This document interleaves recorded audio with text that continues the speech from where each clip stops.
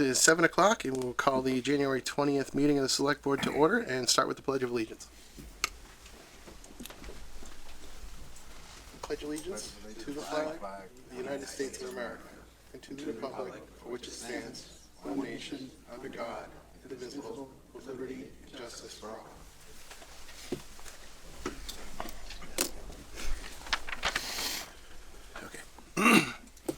Tax bills for quarter 3 and quarter 4 of fiscal year 2026 have been sent out. Bills are now mailed 2 times per fiscal year, and each mailing contains 2 quarterly bills. This is a friendly reminder that quarter 3 tax bills will be due on February 2nd. The Small Stones Festival of the Arts will be held from January 24th to February 1st. Come to the Community Harvest Barn to see the exhibit of juried fine art and photography. First up, we have an announcement from the Memorial Day Parade Committee.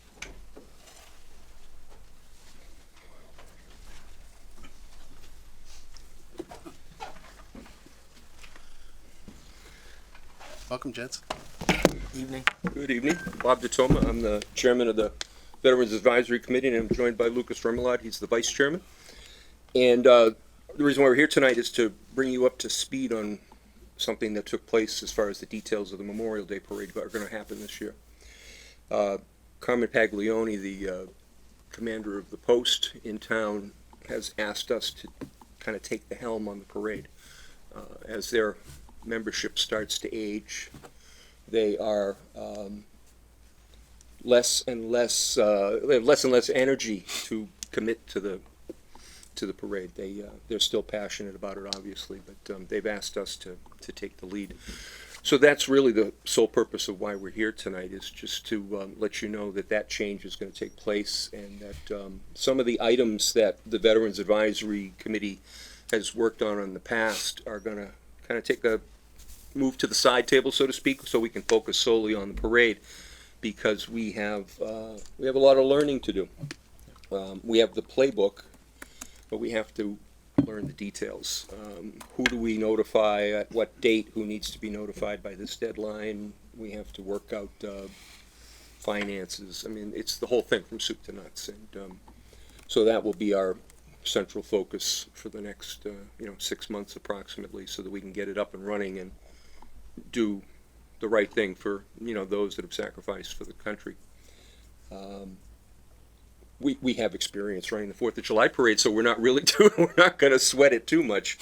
But I thought it was important enough to bring it to the board's attention so that they know. We are hoping to get strong support from the select board. People will take part, obviously, and come up and present a reading. We have pages of different poems and prayers and things that can be presented.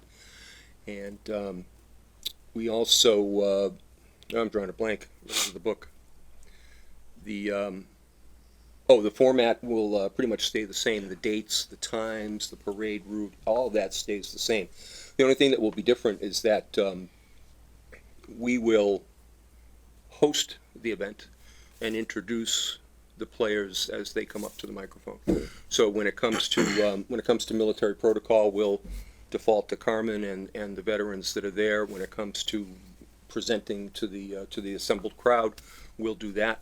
And then, because we change leadership every year, next year's parade, Lucas would take over, and we would all just be there and just rotate through year to year. Yeah, we'll all rotate through the MC for the parade.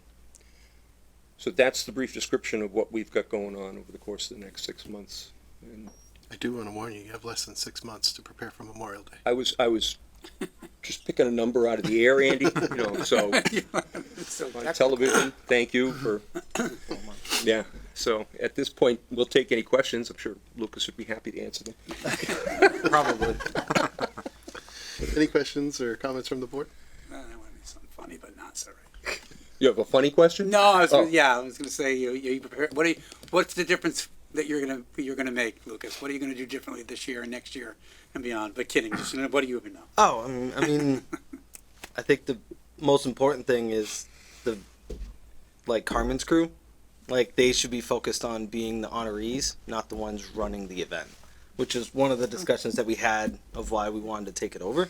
Yeah. Was that we can do that and they could just focus on their part of being the color guard, marching, and not have to worry about being the people that are like, oh, we're planning it, we're trying to run it. And the MC's a hard job because you got to know the timing and who's speaking next. You have to read all the openings and the documents that we get from all that stuff. So, yeah.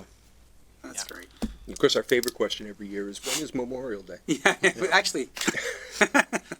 Does it shift around? Is Carmen, I'm sure Carmen and some of the other members of the Post are going to help you with, Oh, yeah. Yeah. with a list of all the calls you have to make to the school for Right. the bands and for the town Yeah. side for details. And I mean, if you guys are doing that for some of that for 4th of July, you probably have a good idea about Oh, yeah. the list of folks that all make that happen. Absolutely. Have you thought about, like, where this is kind of a bit of a transition, although they're still going to be involved with the military piece of it, which I think is great. Some type of, I don't know, I don't want to say award, but some type of recognition for them running this for all those years. Maybe it's not the appropriate day, but maybe it is. Yeah, I think right off the bat, I would reach out to Representative Moretti and maybe he could pull some strings at the State House and come up with some kind of award or presentation. I don't know how long it's been going on, but I know it's very well supported by the town, Yeah. by the community. A lot of people come out. We have one thing that I'd like to accomplish before the transition takes place and Carmen, and Lucas becomes the chair, is that we're represented by the Army, the Navy, and the Air Force, but we don't have any Marines on the committee. I mean, we have a token civilian, and so we need to fill that slot. It would be nice if anybody at home is listening and watching, and if you're a Marine, then come forward. Might want to call Dan Diet. Of course We can do that. Huh? We can do that. I know who he is. I see him at the gym, so. Yeah, and he's a Marine, and And he's passionate, capital P. yes, he is, and he they was he was the voice of that parade and the face of it for many years, you know, and he's fantastic. Yeah. Mr. Chair, one more quick thing. Sure. Yeah, so, thank you both very much. I always look forward to hearing what you have to say, Bob, when you're in the room. And what you're gonna be doing, Lucas, is, it's special, and it's, selfless, and it's great for the town. You always do a really nice job. Again, Bob, I always appreciate listening to you, and, not everybody wants to do this stuff. And when you're in the room, I always feel like you're one of the best parts of this job, when you come around, both of you. Especially you now, young man, you gotta take it forward, you gotta pay it forward, Thank you, sir. and you will, you'll do great, Thank you. so. So guess I what just I'm gonna wanted to do say when that. I get home? Say that again? I said, guess what I'm gonna do when I get home? Tell my wife, somebody actually likes to listen to me. She'll say, Might have that in common. Not just kidding. Maybe she's watching, I don't know. or she'll be like, you were talking in the mirror to yourself. I think that's it. All right. All right, thanks for your time. Hang on, Mr. Hoffman. Just a couple comments. Yeah, I just wanted to publicly recognize Carmen and the Post for their generosity over the years. I mean, they've really been amazing for carrying this to where it is today. And, the fact that he feels comfortable handing this over, it's a really good sign of trust between the Veterans Advisory Committee and that Post. So it's fantastic. And finally, just thanks so much for taking this on. It's such an important event and milestone in the yearly calendar. So I'm sure you guys will do a great job, and I look forward to seeing the parade this year. Great, Yeah, let us know what we can do to help. okay, Always. Will do. thank you. Awesome. Thank you. Have a great Come night. in.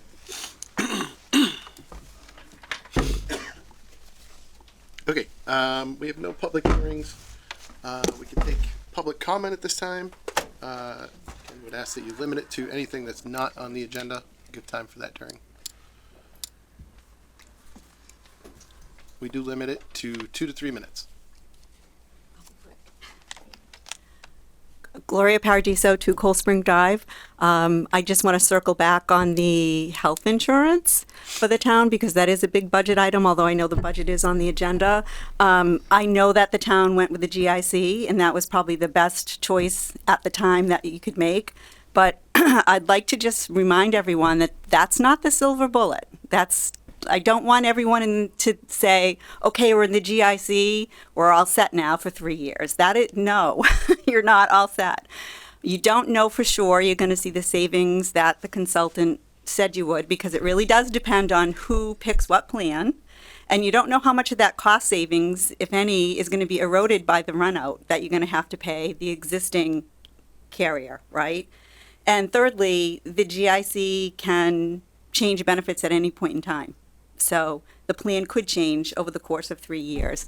But I think it's very important for the town administrator and this board, or whoever the board is going to be in the future, to meet with the consultant and whoever that team of people is quarterly to understand what's going on, what's driving the costs, and what are we going to do about it, whether you're in the GIC or not, because the costs are always going to go up, and this town has to contain that somehow, some way. And there are many ways to do that, and I don't see any of them happening. I saw the consultant sit here and say he had a whole list of ideas about cost savings, and I haven't heard one of them yet. So I'm challenging this board and the town to kind of bring him in more often, understand where the claim costs are going, what is he doing to help mitigate this? And then for you folks, I hate to say it, but you're going to have the difficult job of making very difficult decisions in the future. And that's what this board has to do, right? It's not a lot of fun sometimes. And what I mean by that is you're going to have difficult conversations with unions and other representation and talk about the idea of changing the contribution strategy. It's not going to be sustainable going forward into years into the future where it is right now. I mean, I work for the largest health insurance plan, and I don't have that contribution strategy, and I also don't have a $500 deductible. I mean, it's things have to move in a different way. And many municipalities are at 60-40. Hingham is at 50-50, and that's sort of the wave of the future. And I know no one wants to have that conversation. I know no employee wants to hear that. But this cost has to be a shared responsibility. It can't be just everybody gets what they want, and then you go to the taxpayer and say, let's have an override to cover it. So I'm going to challenge this board and Evan to be more transparent. And that's another thing, the way it's set up with the committee who works about learning and, negotiating, I guess for lack of a better term, the benefits. About 12 years ago, that wasn't the case. And I'm going to guess that probably changed when he brought this consultant on, because it's a lot easier for him to have a contained conversation. But I think there needs to be transparency. So I'd like to see that reorganized in a different fashion so more townspeople can come and get involved and understand and help with creative ideas. What's driving the cost? What are we doing to fix them? Because it's not fair to this board to come and get a presentation from a consultant and say, well, here's where we are. This is where we're at. Go ahead and vote on it. Like, that's not fair to you guys. And it's definitely not fair to the town. So I'd like to see more open conversation, and I'd like to see the consultant held a little more accountable for updates that are available to the town taxpayers. Thank you. Thank you. Thank you. I think she made a lot of good points there, and we should get engaged earlier. I don't know, Will, do you know when that group kind of starts starts meeting with the insurance companies? I mean, we're going to sign up. I don't know if it's for a multi-year deal we got going on here with the GIC, but we should be a part of that process. So the GIC is a 3-year deal, my understanding, and I believe the PEC committee meets as needed. They don't have a set schedule. I know leading up to the GIC decision, they were meeting every month, sometimes twice a month. Okay. So it really depends on what's going on. Yeah. If they have meeting minutes, we should. I don't know how confidential those are, but we should be in the loop on some of that stuff. I guess that would be my point. As needed is not going to cut it. Like it is needed. It's needed like every couple of months. What are the claims looking like? And that should be transparent, not just to the consultant and the PEC committee, but to you and Evan and all of the entire board should have access to that information so that you're not making a decision based on, okay, we're out of time and we don't really have any other good choices, without understanding how did you get in that situation to begin with? Where are the educational programs? If diabetes is what's driving the claims, where are those programs that are helping the diabetics in the town? Is it stress? Is it behavioral management? Where is that support system coming from the health plan? I don't see any of discussion about any of that. So that's what I'd like to see happen. Right. Thanks, Claude.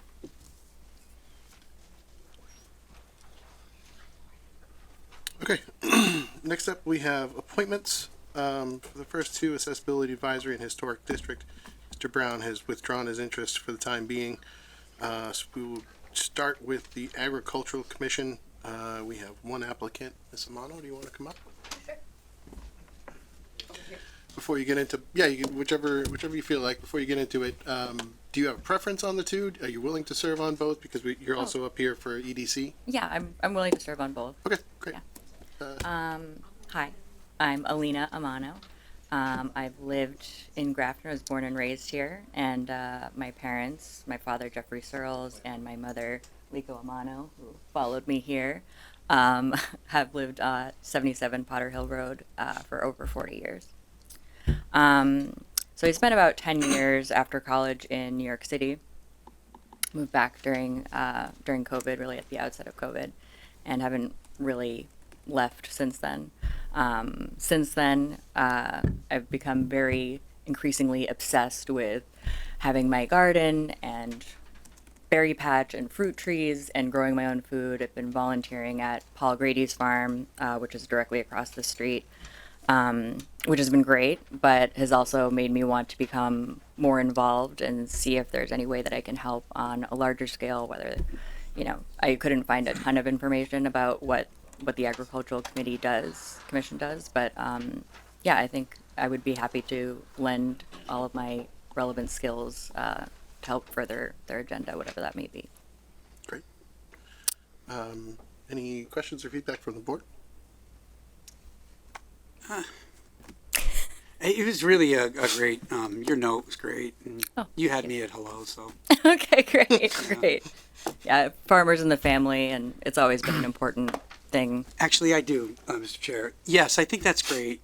And the more natural food that we can consume is probably better than the stuff that's coming out of machine and loaded with sugar and chemicals. So, not to get on a soapbox or anything, Yeah, but hopefully manage those healthcare costs as well. yeah, I mean, so yes, you had me at hello. I think it's great. Yeah. Great. It's beautiful up there in Potter Hill too. Yeah, it is really beautiful. And I'll just come back for the Economic Development Commission. Yeah, you can hang out for a minute though. We're gonna go into that one next anyway. So Oh, okay, great. You'll be on the hot seat for a few minutes. Sure. Just want to put a quick plug in for the community harvest. I'm not sure if you're connected to that, but if you're looking to sort of donate some time towards agriculture, that is a phenomenal mission up there, and they Yes. always need help. That is great. I definitely have been remiss to not be involved over there. It's like a mile and a half from my house. But I think between like my stuff and Paul's, I was like figuring out what is the best way. But this is going to be hopefully a great opportunity to get exposure over there as well. Love it. Good stuff. Yeah, I'm in full support. Yeah, I'll close it out.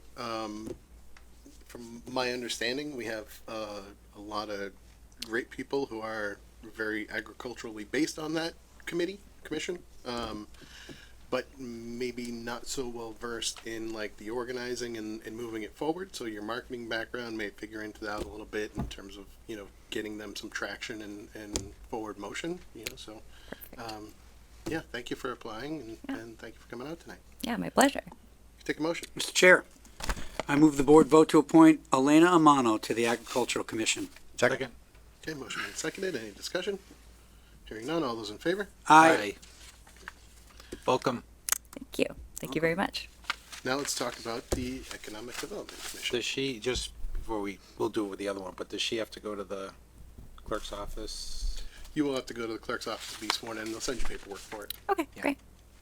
No problem. Okay, so we have one vacancy on the EDC and two applicants.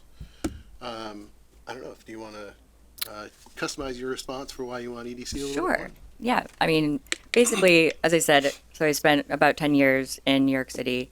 During that time, I was doing marketing at both small startups and larger companies, namely Vimeo, the video hosting company. When I came back, I think I was kind of surprised that there hadn't been more economic growth, more new businesses popping up in the town. And I was a little disappointed. And I think seeing this vacancy, I was thinking this might be a great opportunity to get more involved, especially now that I have like a lighter workload. I'm doing consulting and setting my own hours. So this is sort of a perfect opportunity for me to become more involved and sort of help see and recognize that change that I would like to have seen in those sort of intervening years. So that's sort of the personal reason why. In terms of relevant professional background, I would say cultivating skills for working with limited resources and doing lots of scrappy grassroots things like planning and executing events, creating surveys, making my own ads and whatever that may be at the small startups with smaller budgets versus, managing entire P&Ls, $50 million budgets and larger teams, forecasting and reforecasting and all of that stuff, at other companies. In the more recent years, I've transitioned from sort of the tactical marketing side to higher level business operations. Most recently, I was VP of Business Operations and Chief of Staff at a generative AI customer service company, where my biggest focus was essentially getting more and better quality data, whether that was through better tracking, user interviews, employee surveys, and then aggregating that and distilling insights from that and presenting those, usually in the form of very painstakingly crafted PowerPoints that were then ripped to shreds by the executives. But yeah, I think, and also just doing a lot of other external comms and stuff for them, putting together board decks and things of that nature. But yeah, I think a lot of that would translate to this. I'm not sure what the state of, our understanding is of all the businesses in Grafton and what are their biggest challenges and opportunities and pain points and all of that. But I think a lot of the things could probably become relevant in figuring out what the solutions to those things might be. That was perfect. Your business experience, when you said marketing, kind of the light bulb went off with me because that's a lot. I'm on the EDC. I'm the selectman's rep on that committee, and marketing, and promoting events, and trying to gather. You mentioned like what are the needs of the business community, and you're right. We haven't grown our commercial inventory up, as much as we would have liked, and we have a lot of work to do there. But it sounds like your skill set really lends into a lot of the work that we do on EDC. And we have a pretty good group, and we want to do more. We want to mean more to the business community. We want to help businesses that are here survive and grow, and we want to, open the door to new businesses. So That sounds great. all right. So, thank you for your comments. Of course. Yeah. Excellent. Thank you. Anybody else? Is that your mom? It is. Yeah. It is. You're pretty proud right now, right? Yes. It's amazing. What a sharp person she is, I'll tell you. Thank you very much. Yep. Thank you. Probably glad Appreciate she's it. home too, right? Glad she's home. Yeah, she's glad you're not in New York City. Yeah. I think they are actually, Yeah, which is lucky for me. it's great.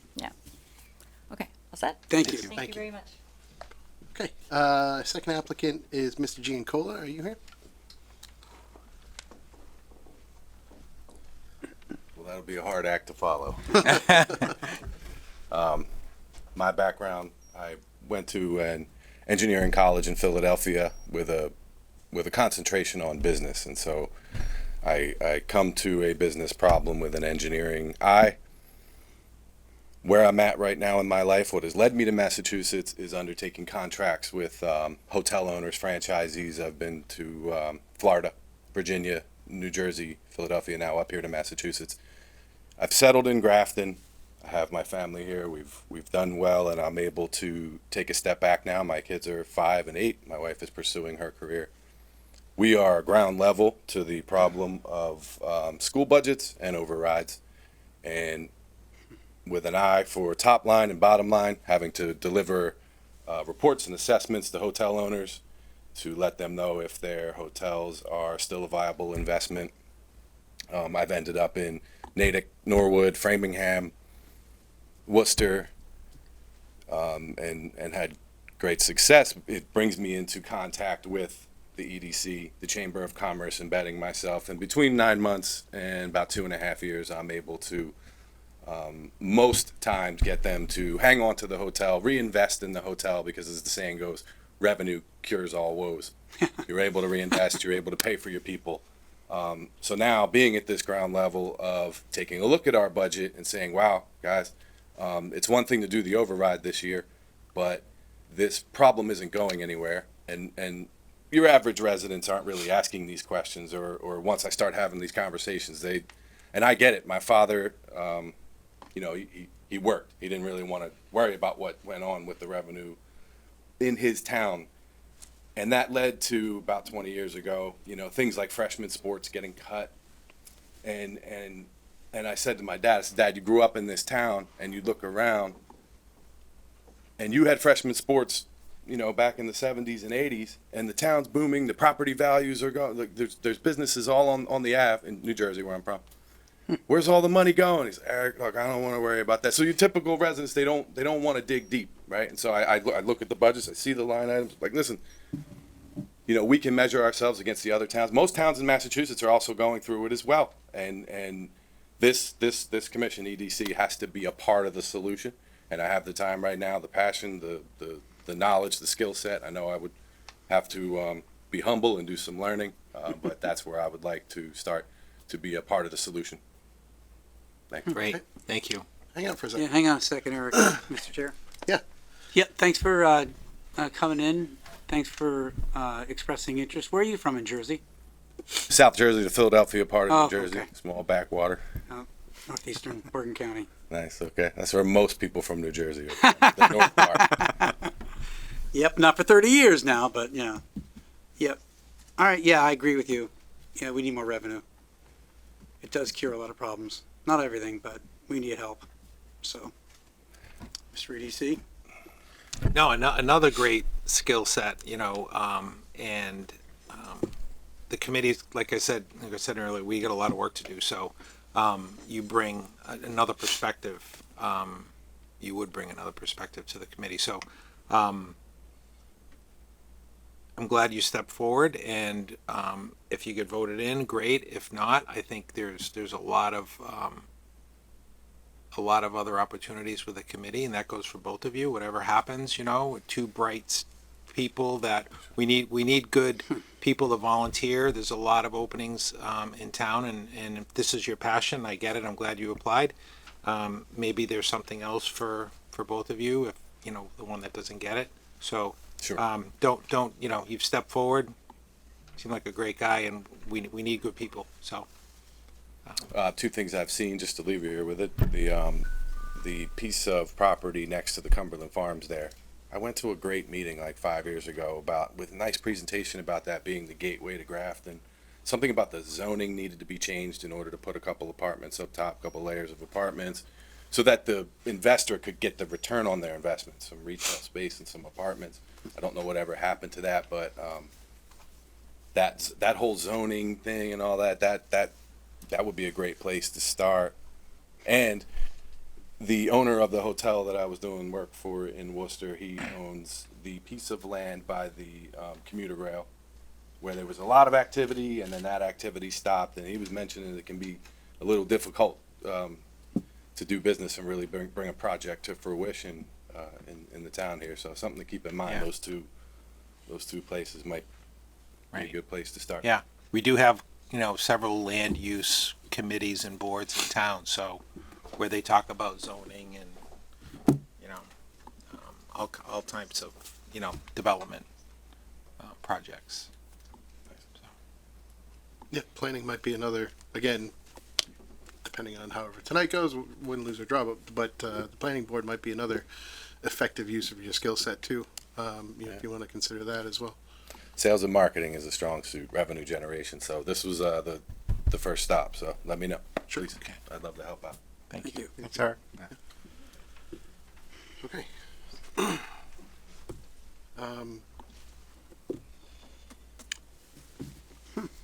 Yeah, I'll open it for additional discussion. This is certainly not an easy decision that we'll have to make tonight. It never is, and both here, we have, both, I I think, highly qualified and seemingly very motivated. So, like, as Mr. Dauphiné said, regardless of how it pans out, please continue to keep an eye on vacancies and openings, because we would definitely appreciate your help anywhere we could get it. Yeah, I would say that I think both of them would be great on EDC. You know, even with the different skill sets, that you guys would both bring a lot to the committee. And that doesn't mean you can't go to meetings too. You know, just if you're not a voting member, you know, they're all public meetings. They're open to the public. There's opportunities for input and ideas. And if you have connections to bring in speakers, we do that through EDC. We plan events for local businesses. So all of that, whether you're on the committee or not, there's an opportunity to participate. So this is tough. I mean, you got two great people. So, Mark. Yeah, I mean, the one thing I'm leading is just some of the Elena's experiences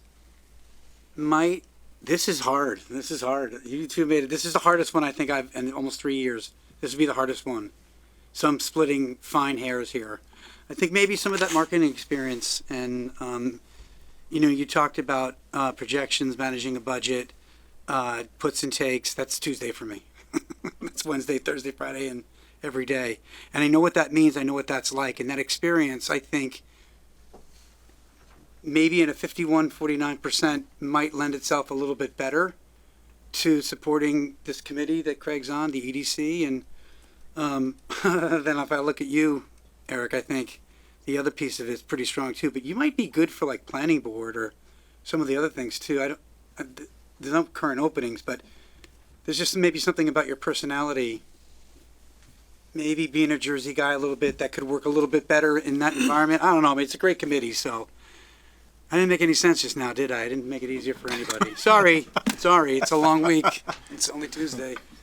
So I do that. But yeah, maybe the marketing, sales, management piece, operations management, just from a skills perspective, might put me in the 51% category here.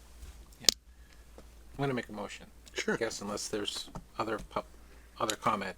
I'll just make I thought it was going to be a pretty straightforward Right. decision after Elena spoke, and then Eric and came up and He shows up. I changed my mind. So very difficult decision, but I think both excellent candidates, and yeah. Go Yep. All right. I would just ask you both to stay engaged. Like I said earlier, I'm going to make a motion that we appoint Elena Amano to the EDC. Second. Motion made and seconded. Any additional discussion? All those in favor? Aye. Motion passed unanimously. Thanks again, Eric. Eric, spots open up regularly on EDC, so stay tuned. Please. Yeah.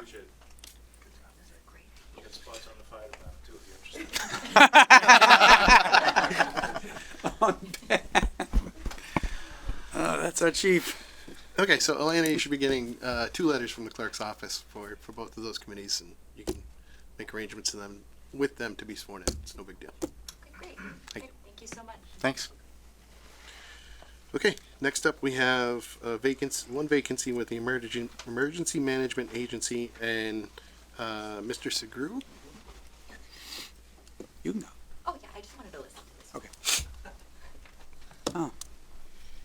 Good evening, everyone. My name is Damian Chagru, 2 Martin Drive. We've been in Grafton for 21 years. I'm a 35-year public school educator. 20 of those years as a building administrator, and 17 of those as a building principal. In my work, I've had a lot of training in various safety protocols and emergency planning.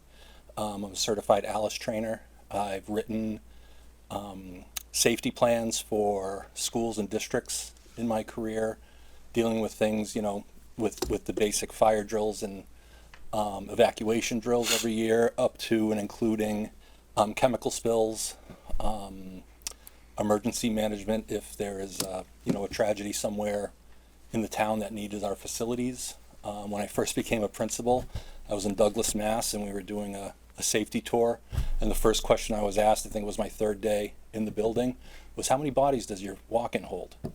I had never thought of anything like that before in a school, but when you're thinking about especially in today's time, emergency management, there's some pretty grim things you have to think about. So in my career, I've dealt with a lot of different issues, a lot of them small, and a lot of them people haven't been hurt, but you had to work on, traffic patterns and clearing a building and dealing with chemicals that are found in a building, things like that. So I have a small bit of knowledge that maybe I could bring to the agency.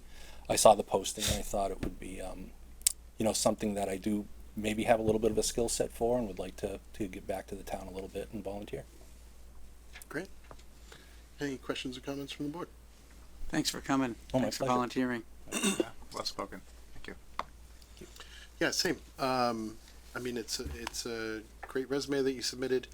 My gut is the regulations in terms of what you're supposed to do when these tragedies happen tend to, be a little more like federal and state mandated. So I think, your skill set as a principal in communication, organization, organizing people, all that stuff will really factor into this well. And all this work, we worked, of course, with local law enforcement, local fire, all of the local A lot of coordination. emergency management people to make sure that what we were doing would also work with the plans they have for coming to buildings, things like that. So make sure it's all coordinated. And Ms. Cedarberg, who oversees all this stuff for the town, is very intense about all these things, Good. and I'm sure we'll be super excited to have you on board. So Great. if nobody else has any questions or comments, we can take a motion. Mr. Chair, I move the board vote to appoint Damian Segru to the Grafton Emergency Management Agency. Second. Okay, motion made and seconded. Any discussion? All those in favor? Aye. Thank you very much. Welcome. Thank you. Same thing. You'll get a letter from the town clerk about being sworn in. Y'all are welcome to stay for the rest of the meeting, but under no obligation. Okay, last one. We have one vacancy for the Historical Commission and Mr. Flanagan. Hi, everyone. Welcome. Thank you.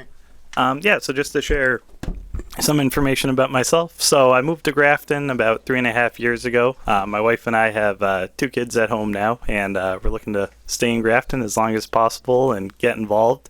So some background about my interest in history.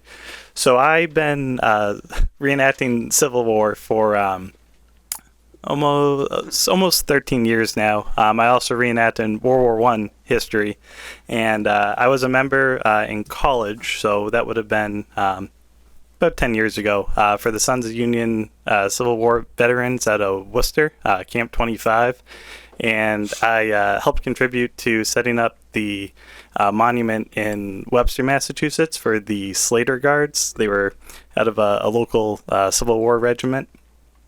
So that monument's now at Memorial Beach. I also helped contribute to every Memorial Day we'd go to Hope Cemetery on Auburn-Worcester line and plant flags up there. So that's a little bit about my historical background, and I do some amateur genealogy as well.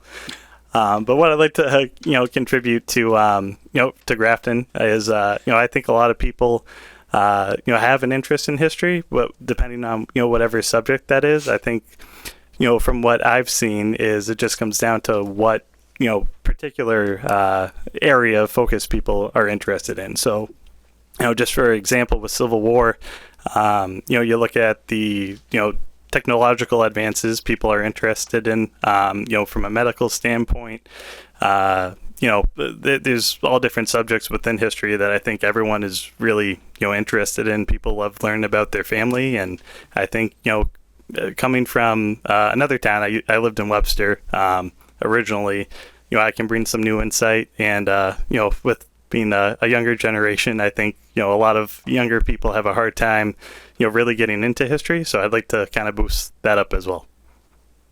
Great intro. Thank you. Yeah. Thank you. Any questions or comments? So many. So you do the reenactments. That's right. I went to, What does that entail? yeah, so, Let's get into that. yeah, so it depends what you do. There's World War I and Civil War. So Civil War, essentially we'll go out on Friday. We'll set up camp. We'll have tents. You put all the gear on, and from Saturday until Sunday, you're living in 1861 to 65. And the public comes out. For the most part, it's a lot of like camp life.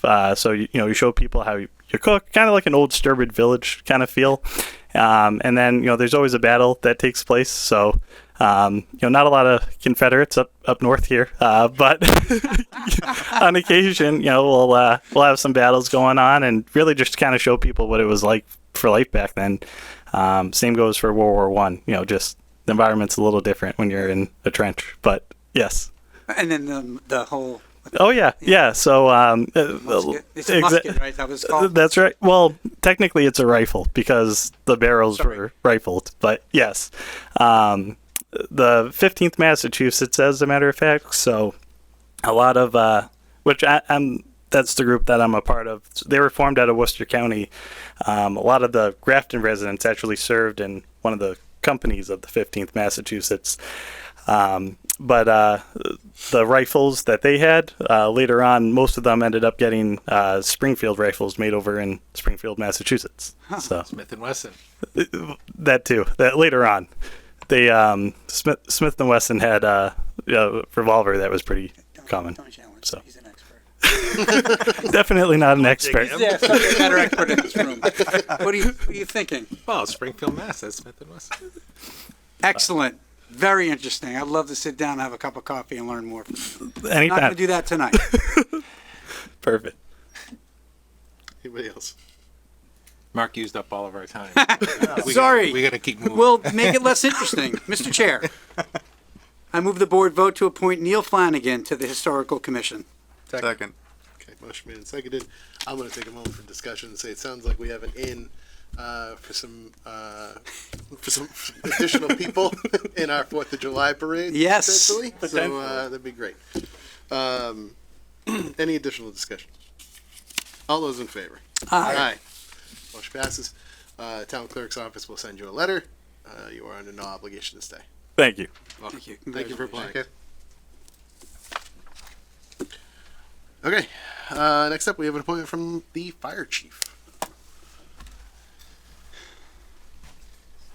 Good evening. Thanks for having us. Reason I'm here today is for have you affirm the appointment of Nick Ostrander as lieutenant for Station 3. Nick has been a member of the fire service for 10 plus years now. He works full-time in the town of Westboro, and he's been on Grafton for just under 4 years now. Served the last few months as an interim lieutenant, and went through our promotional process, which he aced. And he's got a whole list of stuff. I asked him for a quick bio, and he gave me 2 pages of stuff and a few highlights for you. Nick is a paramedic, has an associate's degree in that, a business degree in business, bachelor's degree in business. He also holds his firefighter 1-2, his officer 1-2, and is also part of, I got most of it. there's a bunch. If I know I missed stuff, but Nick can fill you in. We're super proud to have him, and his experience and the, I say the love for the job and his commitment is just, I can't say enough about it. It's awesome. He's always available, for questions or anything, bounce things off of, and I know a lot of the members look up to him and look to him for guidance as well. So I can't be happier than, the way the process worked out and to have Nick be our lieutenant. Well, he's got to love it. You can't do it full-time all day and then do it part-time in the evenings if you don't like it. Right. Best job I ever had. Jeez. Okay. Any questions or comments from the board? Well, just thank you very much. And just great resume. And if you love jumping into burning buildings and jumping out of them to help people, then good for you. It's awesome. Appreciate that. Of course. Thank you. Yeah, just a quick comment. Thanks so much. Your skills are definitely much appreciated, and I think it speaks a lot about the maturing department and everything that we've got full-time firefighters that are willing to come here and work on a call basis and provide their leadership. Super psyched. It's great to have you on board, and you have my wholehearted endorsement for that position. I think it's Excellent. great. Thank you. Same here. So welcome. Thanks for being a part of the department and bringing all your experience and knowledge to the department and to all of the on-call men and women you're working with Of course, my pleasure. at Station 3. Chair? Yeah. Yep. I move the board vote to affirm the promotion of Nick Ostrander to the position of Station 3 Lieutenant. Second. Okay, motion made, seconded. Any discussion? All those in favor? Aye. That's unanimous. Thank you very much. Congratulations, well deserved. Thank you very much. Appreciate it. Okay, first up, new business, we have vote to sign documents associated with 1727 Upton Street. I'm gonna give, an intro, I'm not gonna say a brief intro, just so we're all on the same page about how this came about. The purchase and sale contemplates the need for a soil remediation agreement, so that was part of what, initiated the process. In some secondary soil testing, some additional contaminants were discovered that the town was not previously aware of. At this point, now that we've been made aware of them, if this sale goes sideways, the town would be on the hook for remediation before the property is listed again. The developer hired a third-party engineer and Tie and Bond, which is an agency that town works with regularly and has trust in. That estimate came back to remediate the current contaminants at around $250,000, although they stressed that if the contamination in that particular area is worse than anticipated, that price tag could go up quickly, as well as if additional contamination is discovered on the site that the town was not previously aware of as well. We entered into negotiations with the developer.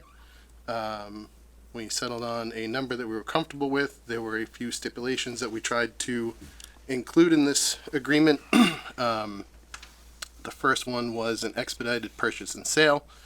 Our current deadline is April 1st. That provision was rejected. The developer had concerns that if something out of their control came up, it could potentially derail the sale of the property. The second one was an effort to protect some of the grant money that the Affordable Housing Trust has invested in the project. That too was rejected. The third one was soil remediation oversight. As part of the agreement, both parties will put matching funds into an escrow account, which will go towards the remediation. We wanted the developer to understand that this was not simply a check for them to spend up to. So the remediation oversight entails a third party that does testing every so many cubic yards to ensure that material isn't being removed for the sake of removal and charge. I believe that's it. When we discussed this, the town, because the agreement hinges on the developer doing the remediation with the oversight. If the deal were canceled and the town did have to do that remediation, that cost was estimated at roughly $650,000 for us to handle it. Again, because we'd have to coordinate with the company, we'd have to truck equipment in, whereas the current developer will have all that stuff on site.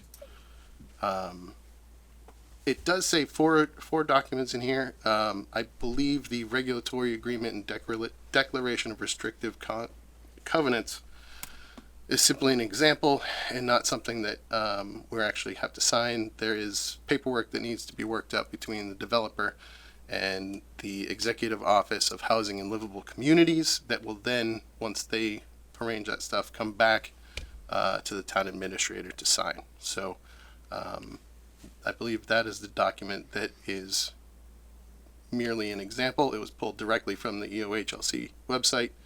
The other three are what we'll be signing. The third amendment to the PNS just clarifies that we have enacted the soil remediation agreement, or here called the environmental holdback and escrow agreement, and points to that new specific language. The land disposition agreement is something that we've worked on along the way, which is also ready at this point for us to sign. We can open it up to public question or comment at this point.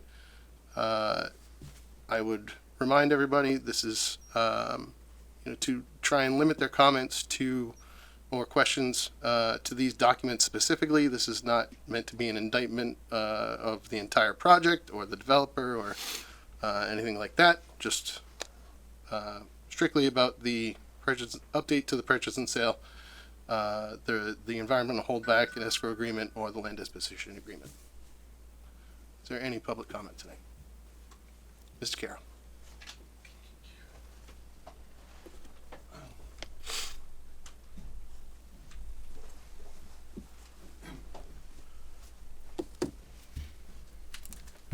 Go Patriots, right? Go Pats. Bob Carroll, 72 East Street. This should be pretty pain-free, so just some clarifying questions. I think, Andy, what you summarized is kind of my understanding too, how it all works. You can't outrun the responsibility in cleaning up the site and all that stuff. So I think, on the one hand, I'm kind of torn, and I don't, where Evan's not here, I was going to ask him, so, the agreement is for, $100,000. So, it's $100,000 that's going in to remediate the site. So on the one hand, I applaud you because I think that's a really good number.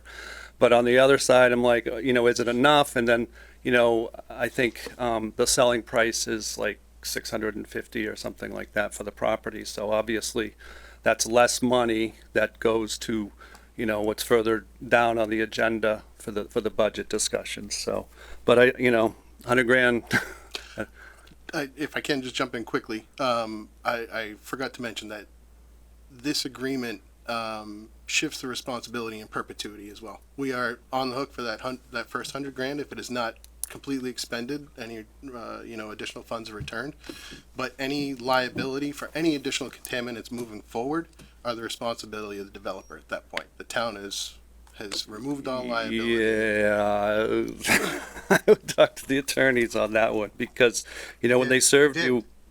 This was done directly through our council and the but when they served you with the notice of responsibility, right, it kind of the way my understanding it works is like you own it, and if it's all remediated and you get the sign off, then everything's good. But whatever, I'm sure you'll work that out. Well, we have to sort of have some trust or faith in the attorneys that are sharing this information with us.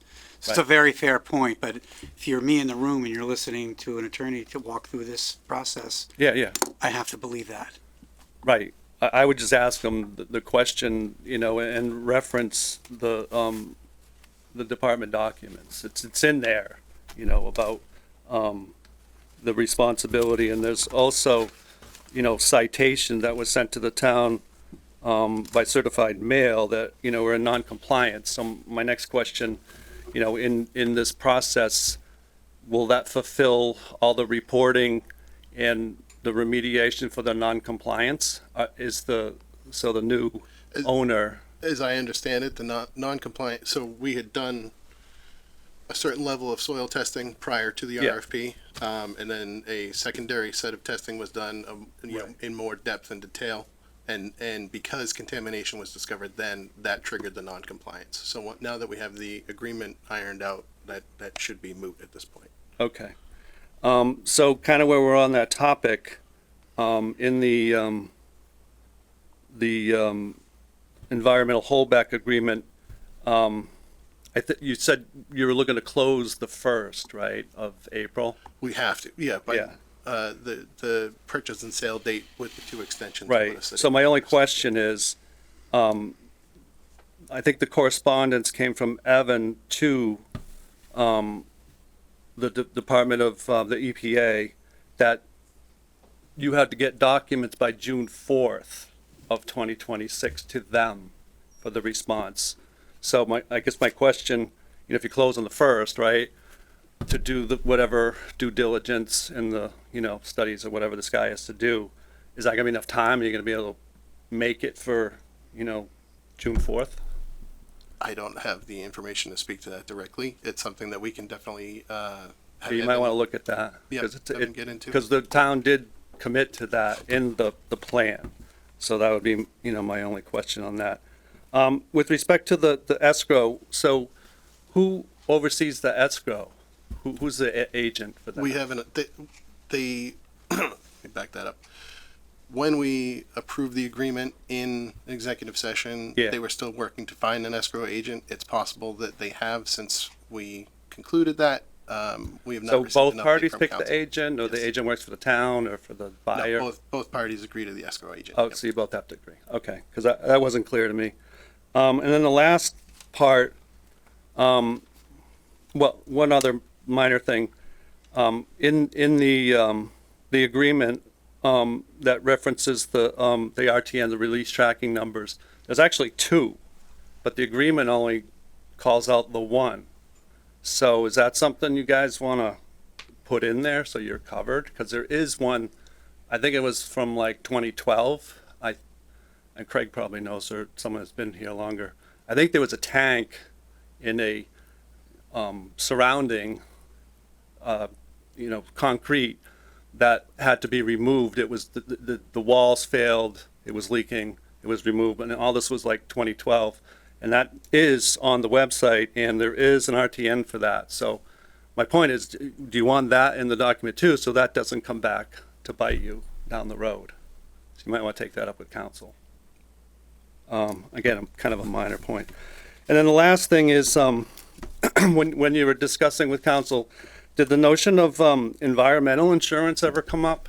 And being a listed party on either the developer or yourselves having a policy, so in the event something happened that that limits the exposure for the town? I don't believe that was discussed. I believe, again, my understanding is what was negotiated in the remediation agreement is what Right. ultimately protects the town. But I would strongly suggest that you investigate that, because the scenario could be, we all know, and it came out of the AHT meeting, the buyer, formed this LLC. The LLC really doesn't have a whole lot of assets, or, it's just a shell essentially. Now, if this thing really went sideways, if they found all kinds of stuff, theoretically they could walk away and the town is on the hook. That's why you want insurance. So I would strongly suggest you look into that. And then the last item is, I'll leave that one. That's an Evan question, so, and I think he's at the school committee, right? Yep. Yeah, so we'll hold that one. That's basically it, so, nice job with the $100,000. Thanks. It is what it is. To that point, is this something that we wish to pass over temporarily until Evan is back and can answer a couple of those questions? Or do we just, do we wish to move to a vote? Mr. Chair, just so you know, you do have one hand on Zoom.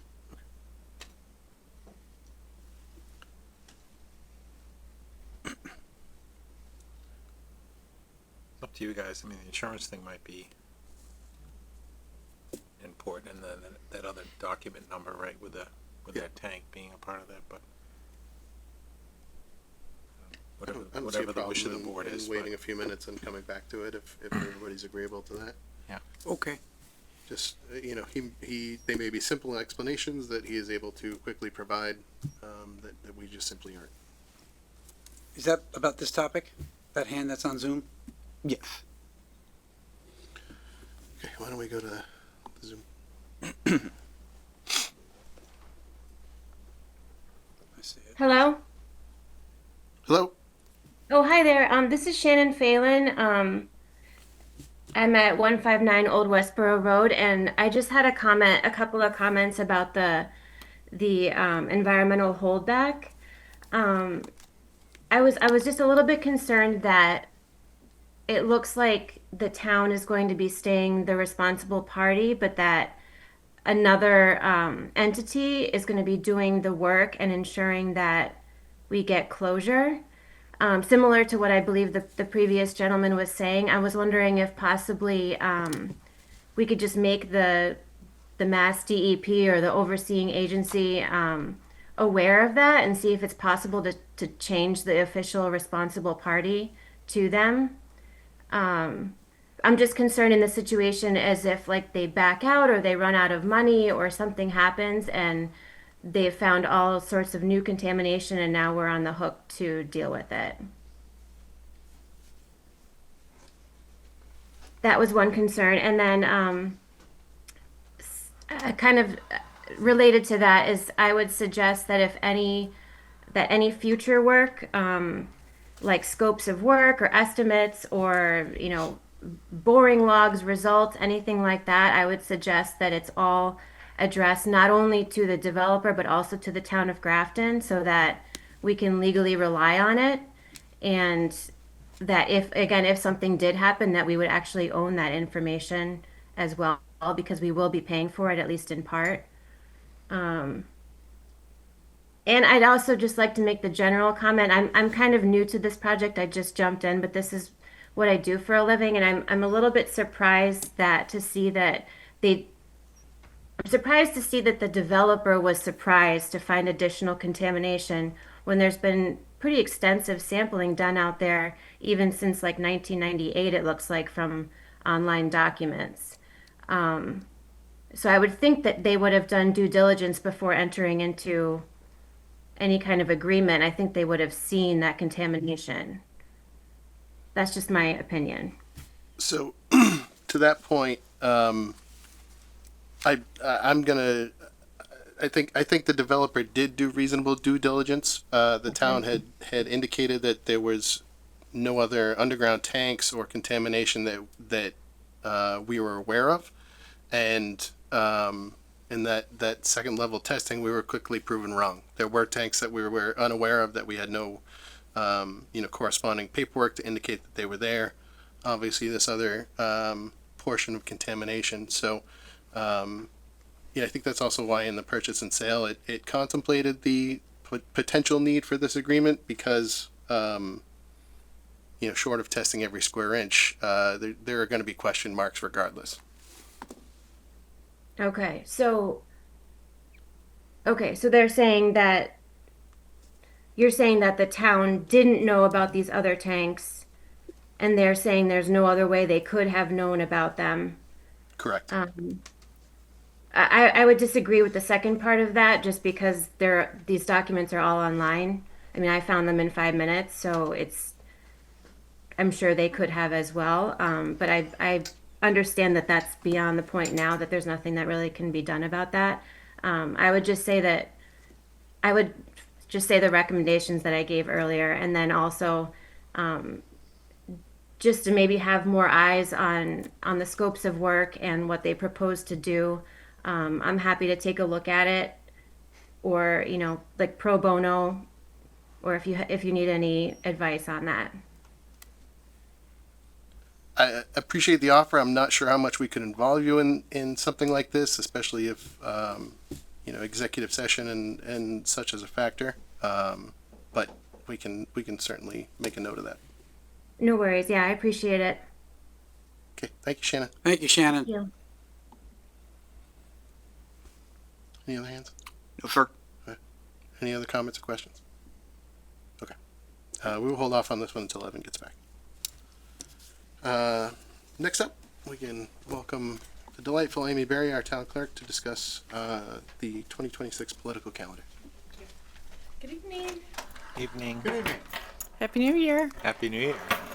Does anybody have any questions? It's more of like a document that was, all the dates are set by either the bylaws or the state, except for the nomination papers are coming out on February 2nd at 8:30 a.m.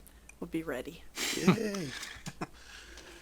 I'll just say that I think this is great that it's all here and we have it early. It wasn't always the case, so I appreciate you getting this out and making it public. And we all know what the rest of the winter and the spring will involve. So I think this is great, Amy. Thank you for Great. Thank putting you. this together and doing it in a timely way. Well, thank you. It's all on the website too. Okay, perfect. Yep. Great. Awesome. Have a great night. Thank you. All that for that, huh? Yeah. It was worth it. Have a good night. Thank you, Amy. Thank you.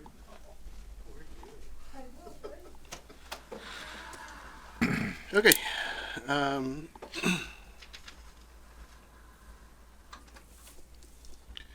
This is another.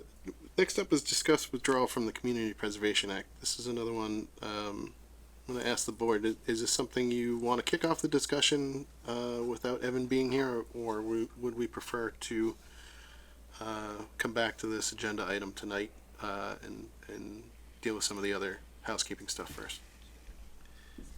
I guess this is just a general discussion about it, right? I'm just thinking, we don't have the full board here tonight. This is a big thing, right? It's a big deal. So, if it's just a general discussion, I guess it's up to the chair. I mean, I don't care if we do it now or do it later. Do we need Evan for this, or? I'm anticipating there'll be questions that we want him to answer, or some sort of feedback. Will, is this something you wish to speak to? Or? Nope, all the information that Evan and I have discussed is in the email that's in the packet. Okay. There's no new information beyond that I'm aware of. Okay. I guess to see if people are here for that too. People came here to discuss that. Yep. Yeah, happy to talk about it. Okay. Yeah. Why don't we get into it and kick it off. So one of the questions that I had, and you might be able to answer this well, is the first requirement in the two-step process is that we would put a ballot question or warrant on town meeting floor. What it doesn't say is what's required to pass that. Is that a simple majority, do you know? Not for sure. My inclination is that would be a simple majority vote. Okay. I thought so too, but it'd be good to just clarify what that actually is. And yeah, just as I understand it, so CPC would continue, right? And because it has ongoing obligations, Evan kindly put those ongoing obligations into the packet, which was great. And from what I read, CPC has enough money to fulfill those obligations with its current funding level. I'm not sure. I don't see that in here. I believe we were going to have a bit of a shortfall. Okay. Based on what is currently in the account. Do you know what that is, Will?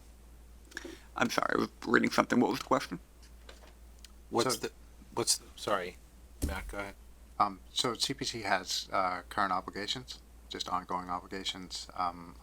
One of the key pieces for me is does CPC with its current level of funding, so are they able to meet all of those obligations? Because I'm not sure how that would work with CPC having outstanding obligations and us discontinuing CPA involvement and not being able to meet those commitments. That is a phenomenal question that we can get the answer to. Okay. Can I ask a question about this? Are you done, Matt? Or are you more? For the most part, I'm done. Like I wouldn't vote for withdrawing, but I think it's a reasonable line of conversation that we would offer it to the voters, given that we have an override coming up. But it's not something that I would support or like to see. So yeah, well, I'll share the time. I'd like to hear what other people have to say. So, Mr. Chair, my question is, are we talking about the process of withdrawing from CPA, or are we talking about whether or not we should withdraw from the CPA? And then dissolve the CPC? It says here, discuss withdrawal from Community Preservation Act. So if that's what the agenda item is, I'm thinking maybe we can talk about that before we talk about the process of withdrawing from it? Sure. Yeah, this was something that was floated at the budget. I just want to make sure I got that right. Last Tuesday, we asked Evan to gather some more information about it. Yep. So I mean, that's basically where we're at. It's initial discussions. what that would look like, what sort of financial impact we can expect. So I don't think anything's really off the table in terms of discussion tonight. Whatever you feel like. Well, I'll just jump in then in terms of withdrawing or not withdrawing. I'm with Matt. I'm not for withdrawing from this. This is as far as I can tell, and I'm definitely not the same level of expert on the budget that maybe Mary and Evan might be. But this community, the CPC funds feels like the only place that has this fence around it that does only things specifically to benefit the community. No ifs, ands, or buts about it. There's 4 buckets, and those buckets are to benefit the community from AHT, open space, recreation, etc. And in my view, like if you take that away, sure, you'll save a few bucks, but what are you giving up in return? And I'm probably someone that if you knew me a few years ago, you'd be like, well, what are you talking about? I'm more of like a lower tax base, probably kind of an individual, but I recognize that there's puts and takes, and then what you get out of this, I think, is worth more. I think it's worth keeping. In fact, in my mind, it's worth keeping, and I'm not comfortable even bothering to vote to withdraw from it. It's personal opinion.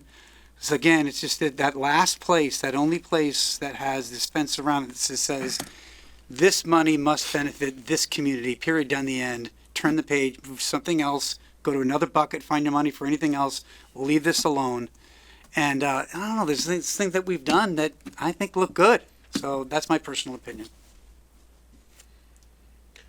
I'm going to share some flip side ideas to that were kind of floated at the last meeting, which you were unfortunately unable to attend. But that 1.5% brings us in about $750,000 annually.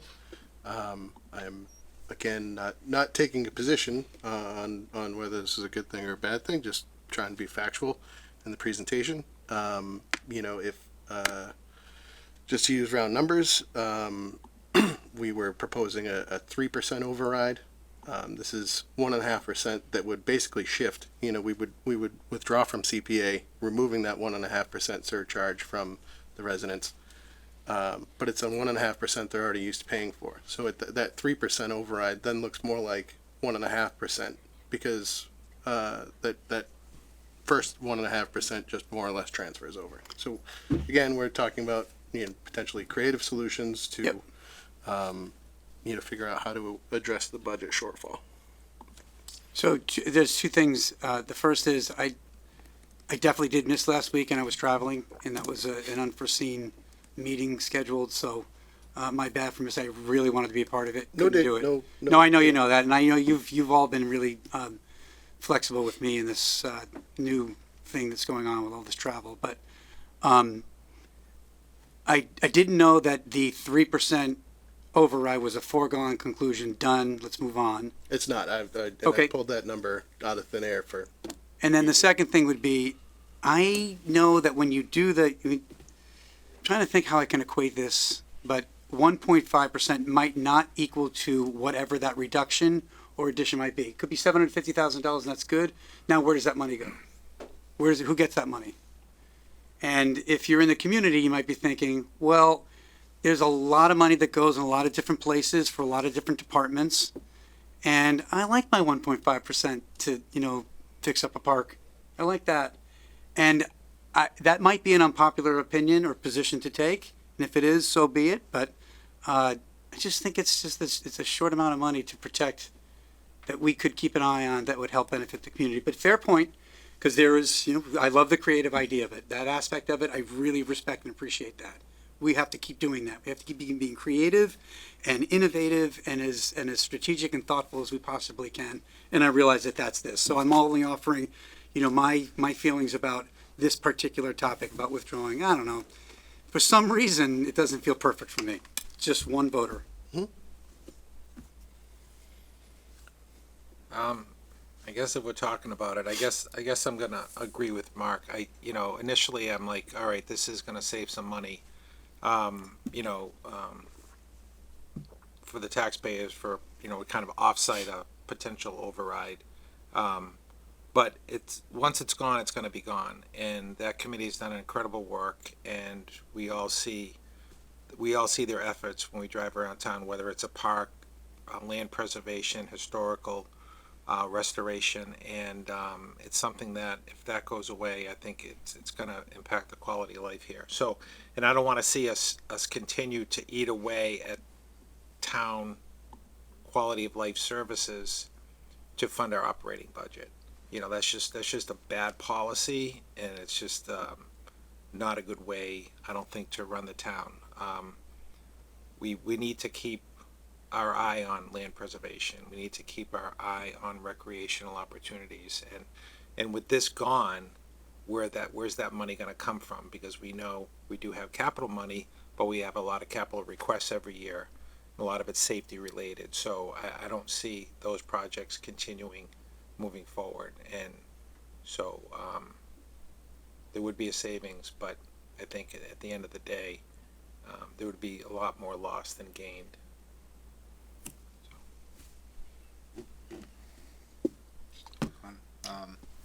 Yeah, Craig, you mentioned quality of life, and that's what CPA is about.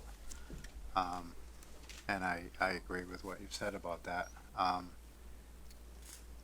I do think that the operational budget, though, also contributes to quality of life too, so that we have all these other services, including, you know, public safety in schools and whatnot. So I don't know. It's I think it's one of those things where I think we could make the case that we want to allow voters to make the choice, because we're having to make some really difficult decisions this year about what our service priorities are and how to make the budget work, not just this year but ongoing.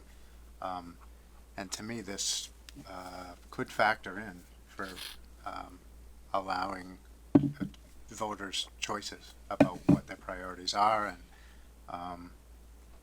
and what they want to fund. So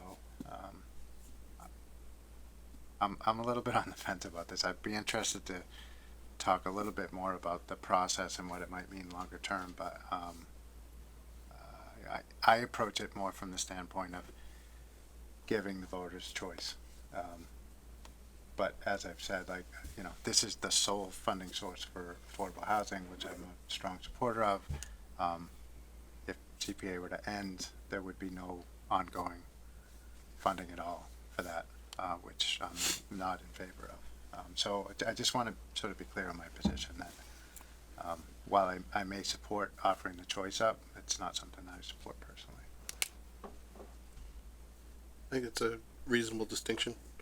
I think it is possible that we could earmark funds annually for the Affordable Housing Trust outside of the CPA if you know that continues to be a priority. You know, I think the flip argument can be made that you know, things like schools also improve the quality of life in town. So, you know, it's different priorities for different people. Again, I agree, it's not an easy decision. I think we've done well with our CPA funds, but you know, worth considering. I also had a couple logistical questions for Evan because you know, it's like stereo instructions. It didn't seem like we could withdraw this fiscal year if we have insufficient funds to meet our existing obligations. There is one section that outlined that you couldn't use where is it, tax levy or available funds, and then later on it says you do not have the option of ending the surcharge and paying outstanding obligations from the tax levy. However, you can pay it using the tax levy or available funds. So I think, you know, we need a little clarification there. Similarly, in the example they list, it would take both a town meeting vote and a ballot vote, and there's not 35 days in between those two dates for us to you know, get one approved and then put the second on the ballot. So I don't know if that's something that we can kind of parallel path, like an override or whatever, something, you know, another vote that requires both of those things. So, you know, logistically, there's some questions. I know we have members of the CPC in attendance. This is not a decision we would make without not having you in first and giving the committee a chance to, make a case as to why we should stay in and the benefits of the program. But like I said, this was just the initial kickoff and conversation.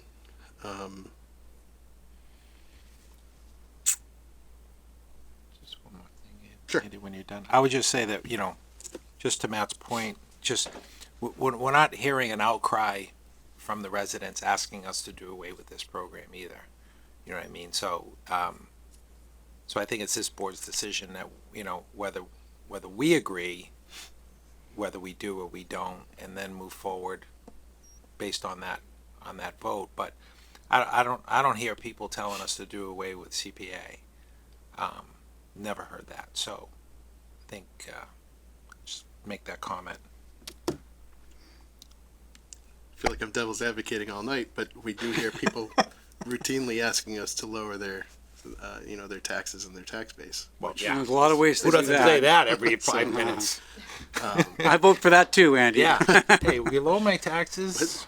This is a lever, Yeah. putting it up. You thought you went home. Would they keep you hostage up there? First of all, nobody What's up? told me that was an option. It's always an option. Yeah. Get somebody. Sure. I shouldn't say yes. I'm not the vice chair. Joanne Duncan, 6 Apple Ridge Lane. I understand what you just said. Sorry, now I lost my thoughts. I think because Evan walked in the room. I am very distracted. Damn it, I Evan. apologize. I know. To say that people are telling you that they want their taxes lessened, I get it. And we're looking at an override. I get it. The override is going to be for the schools and probably public safety. The CPA, as Craig and Mark both eloquently said, helps everyone in the community. The schools, I'm a firm believer. Good schools, good community. Hands down. But not everybody has children in the schools. Public safety, knock on wood, they've never had to come to my house. But I love the fact that they're keeping all of my neighbors and me safe. CPA, all of those things that we want the school children to have. Mental health. What's the phrase they use? Health, wellness, and something within the school committee. The outdoors, the historic aspects of this town, the fields. To walk away from this, 17% of $750,000 is more than zero. The other thing that people have to remember too is my understanding is there's $100,000 is exempt on your tax bill before that surcharge is applied. So when you start talking about, well, if we take away this 1.5, then that helps with the 3% of the override. It doesn't. It's not a complete comparison there. And I don't think it's fair to put that out to people when you haven't kind of laid out how exactly the act works. And that 17% that you're getting, that varies. And the only reason we're only getting 17% this year is because we're at 1.5% surcharge. If we had a higher surcharge, we would go for that second round of funding and then potentially the third. That number has a lot to do with what's in the trust fund at the state level every year. So that 17% next year could be 25%. It's hard to know. Has it typically gone up in the past? It varies. It's been 25 in the past. It's been, I think it was 13 one year, but then it went back up. Ken Holberger, Colleen probably could give you more accurate, more current information around that. I don't often come up to this podium, but this one, I was like, you gotta be kidding me. I get it. But is this an attempt to make it, really, really think about this. This is short-sighted. This is really short-sighted on the part of this board. Really think about this long-term and what that means, because it might help you get an override passed. Work harder on selling the override.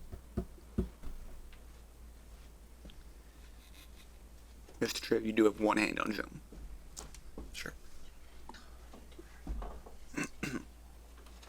Greetings, this is Michael Rock, 8 Trinity Ave. just wanted to bring a quick question to this. The CPA was passed, and I'm guessing any tax measure that increases people's tax bills was hard fought and may not be something we can replicate in the future.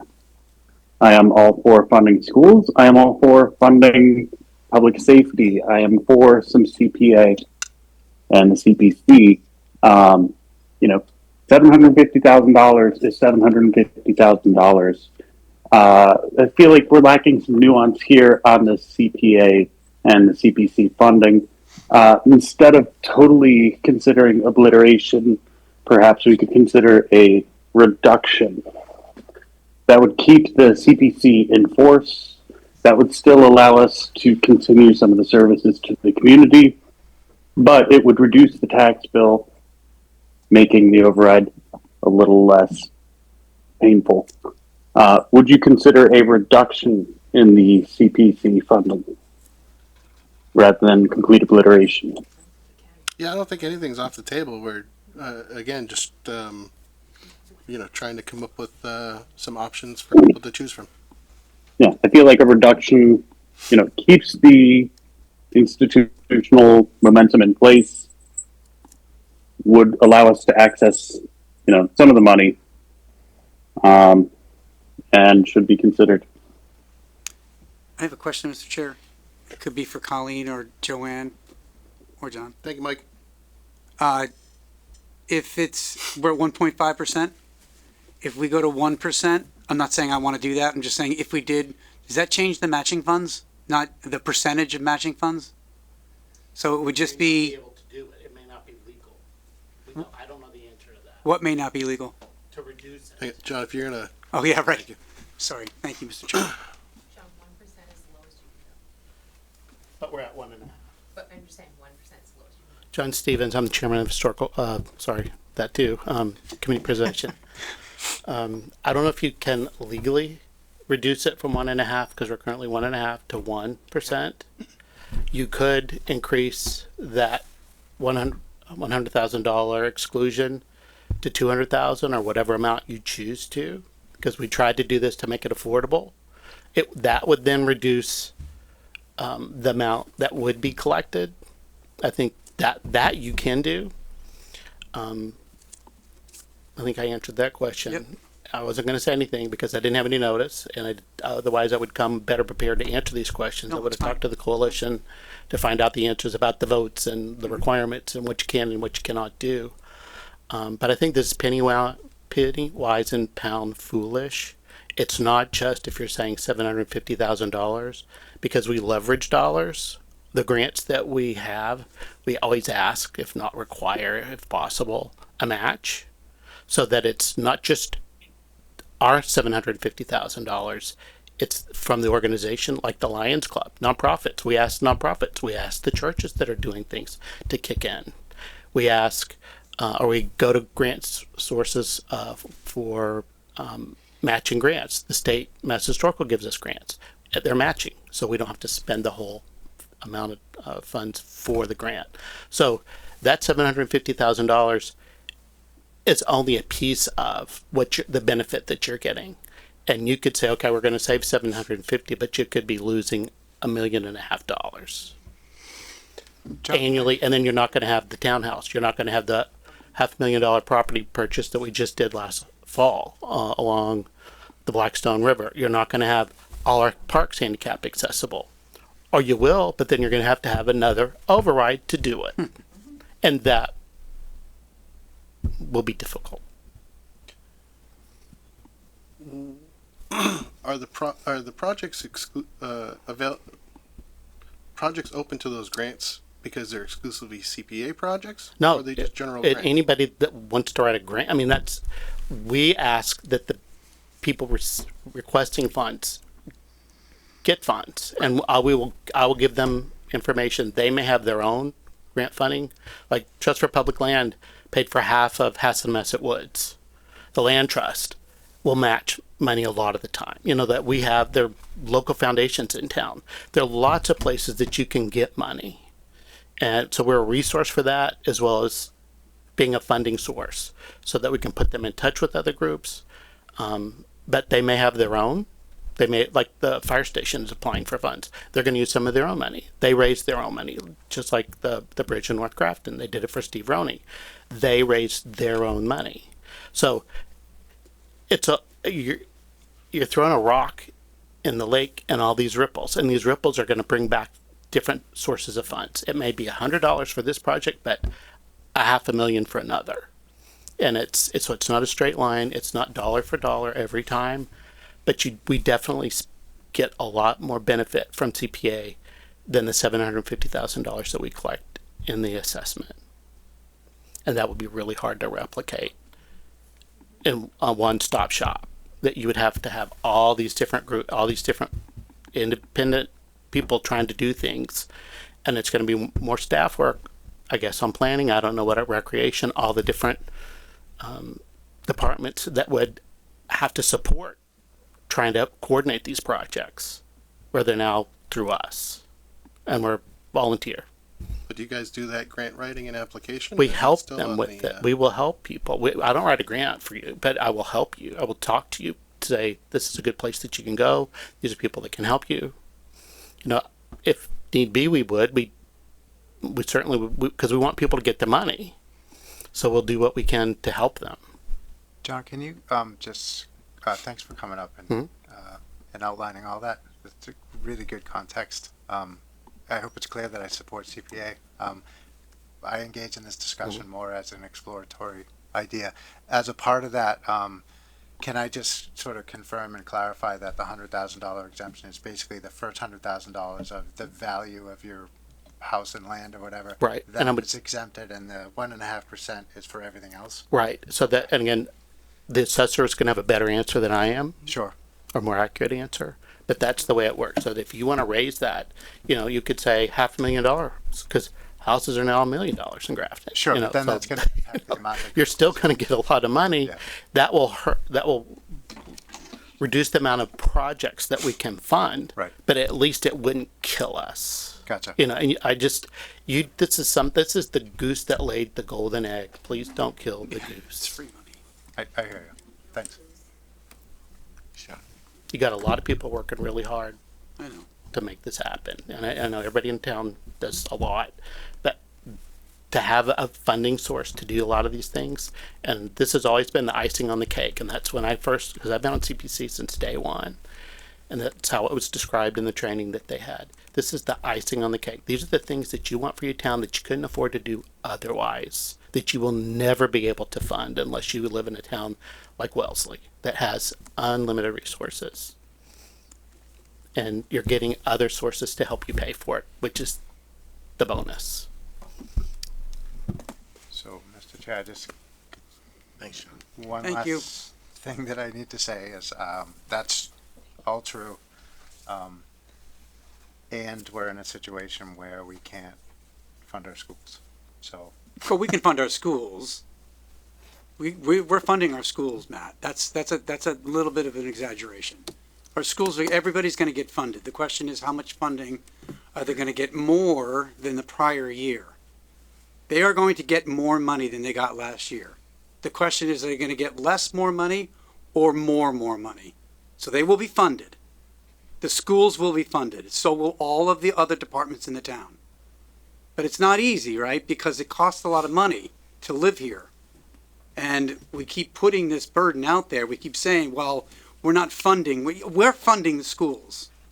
They're getting funded. Not to the level at which they need. Well, I'm just then you get into, well, what do you really need then? Like, what is level services? Like, if someone has a job and they want to make 10% more money, but you pay them 5% more money, they can still do the job.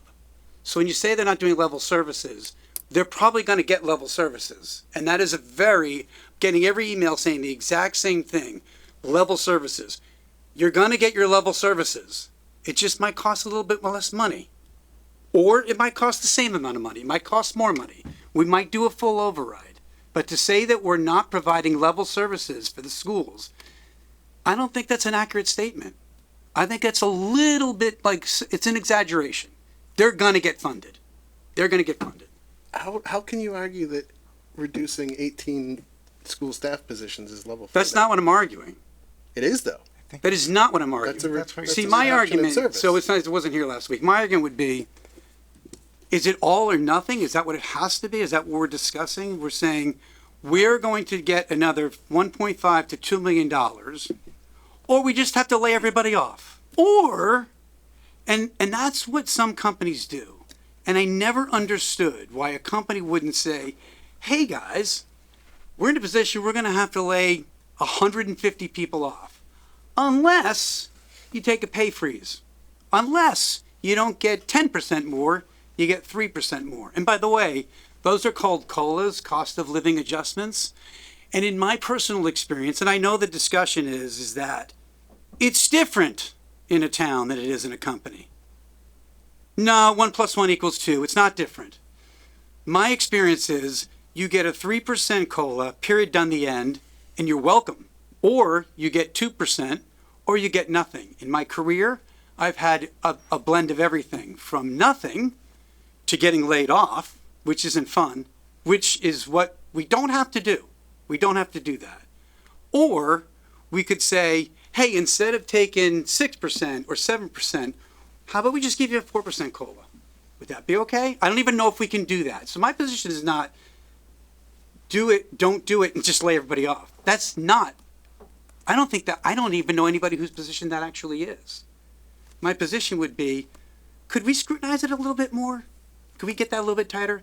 And if we can't, I will be the first to vote for putting an override on the ballot and voting for an override.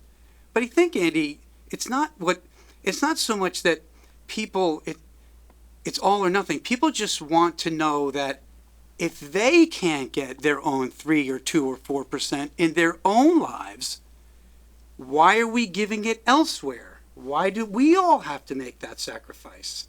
Which, by the way, I've been a kid in school for years. I'm paid before, during, and after. I'm all in. So this is not when the keyboard warriors start heating up tonight about whatever it is that I'm saying. I will just simply say, save it. Because I've invested in this town, so I'm not speaking selfishly. I'm trying to speak objectively.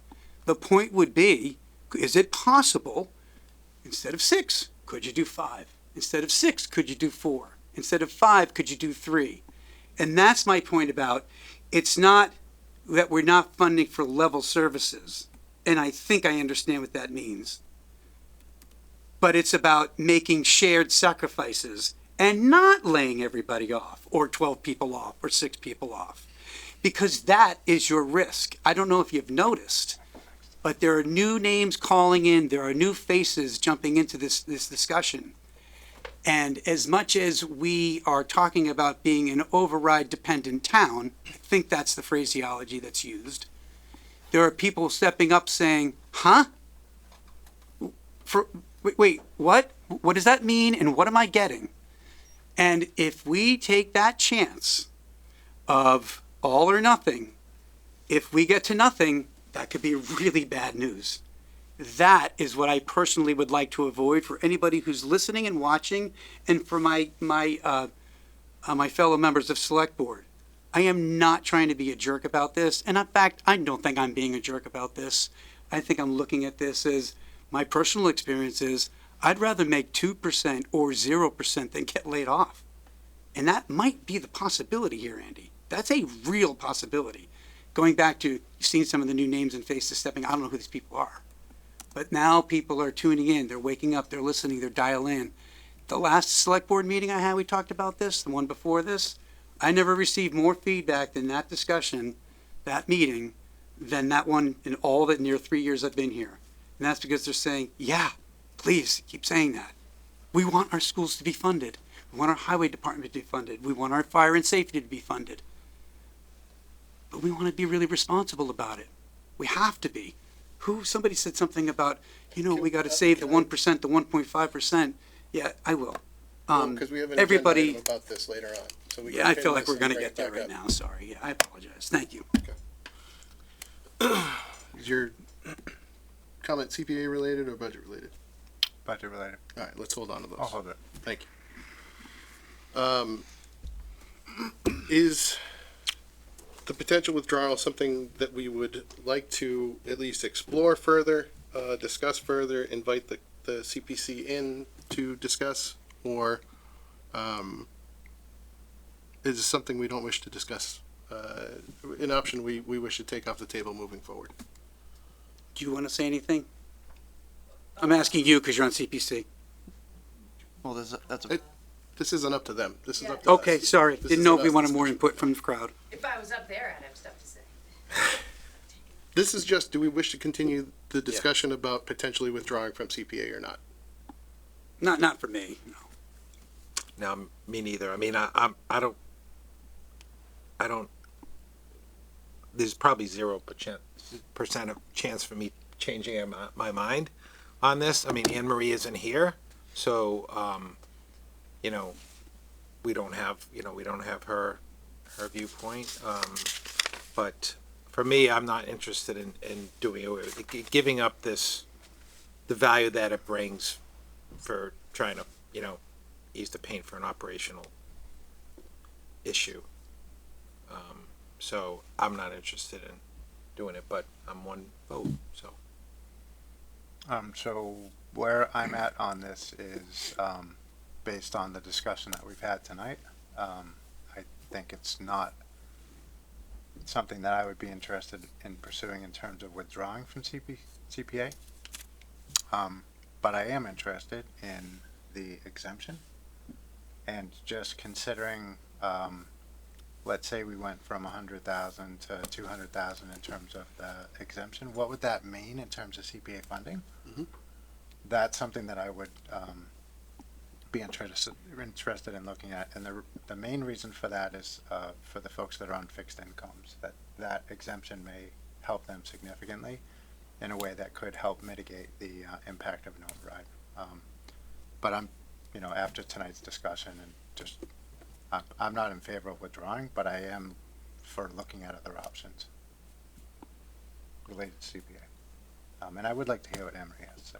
Yeah. So could we run to Matt's point, could you run a what if, on, I don't know if you can do that calculation on what it would mean at 200,000?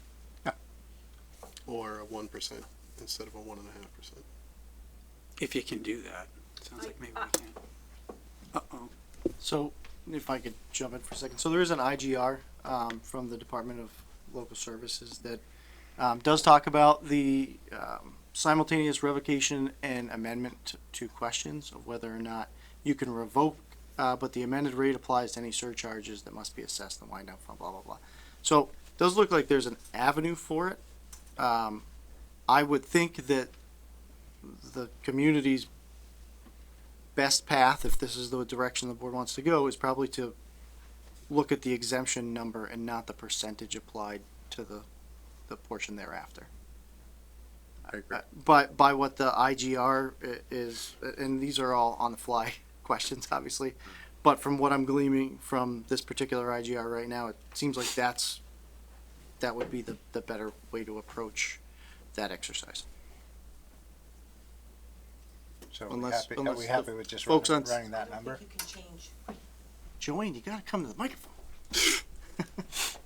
Joanne Duncan, 6 Apple Ridge Lane. I don't think you can change that 100,000. I think that's written in the act. Isn't it? You could very well be right. I'm doing it on the fly, so I'm happy Yeah, I'm happy to be wrong on that, Joanne. But I don't know. But I would. I think your best bet is to check on that before you do I a would lot of defer work. to Joanne, quite frankly. So, but the chair just said that was an option. So, well, let's let me do some due diligence, Yeah. and then we'll come back. But like I said, I've got to. Could we do this? Might not. Could we No, do this? I Could we have Evan look into it and then have him maybe for the next regular meeting just do it under town administrator reports and kind of give us and then based on that, if we want to put it back on the agenda to tweak the number, then we can do that. But I'm fine with that. again, I don't see people's complaining about it, and I think we should keep it in the form that it's in, but I think it's worth going through it. okay, let's do that then. Mr. Chair, you do have one hand on Zoom. Can I beforehand? Please. Just, I'll send the IGR out to CPC as well, just so that you all have it, to know what I'm talking about. Oh, Joanne's not on CPC. Hello? All right, well, if you want it, Joanne, you know where I am. Hand on Zoom, please.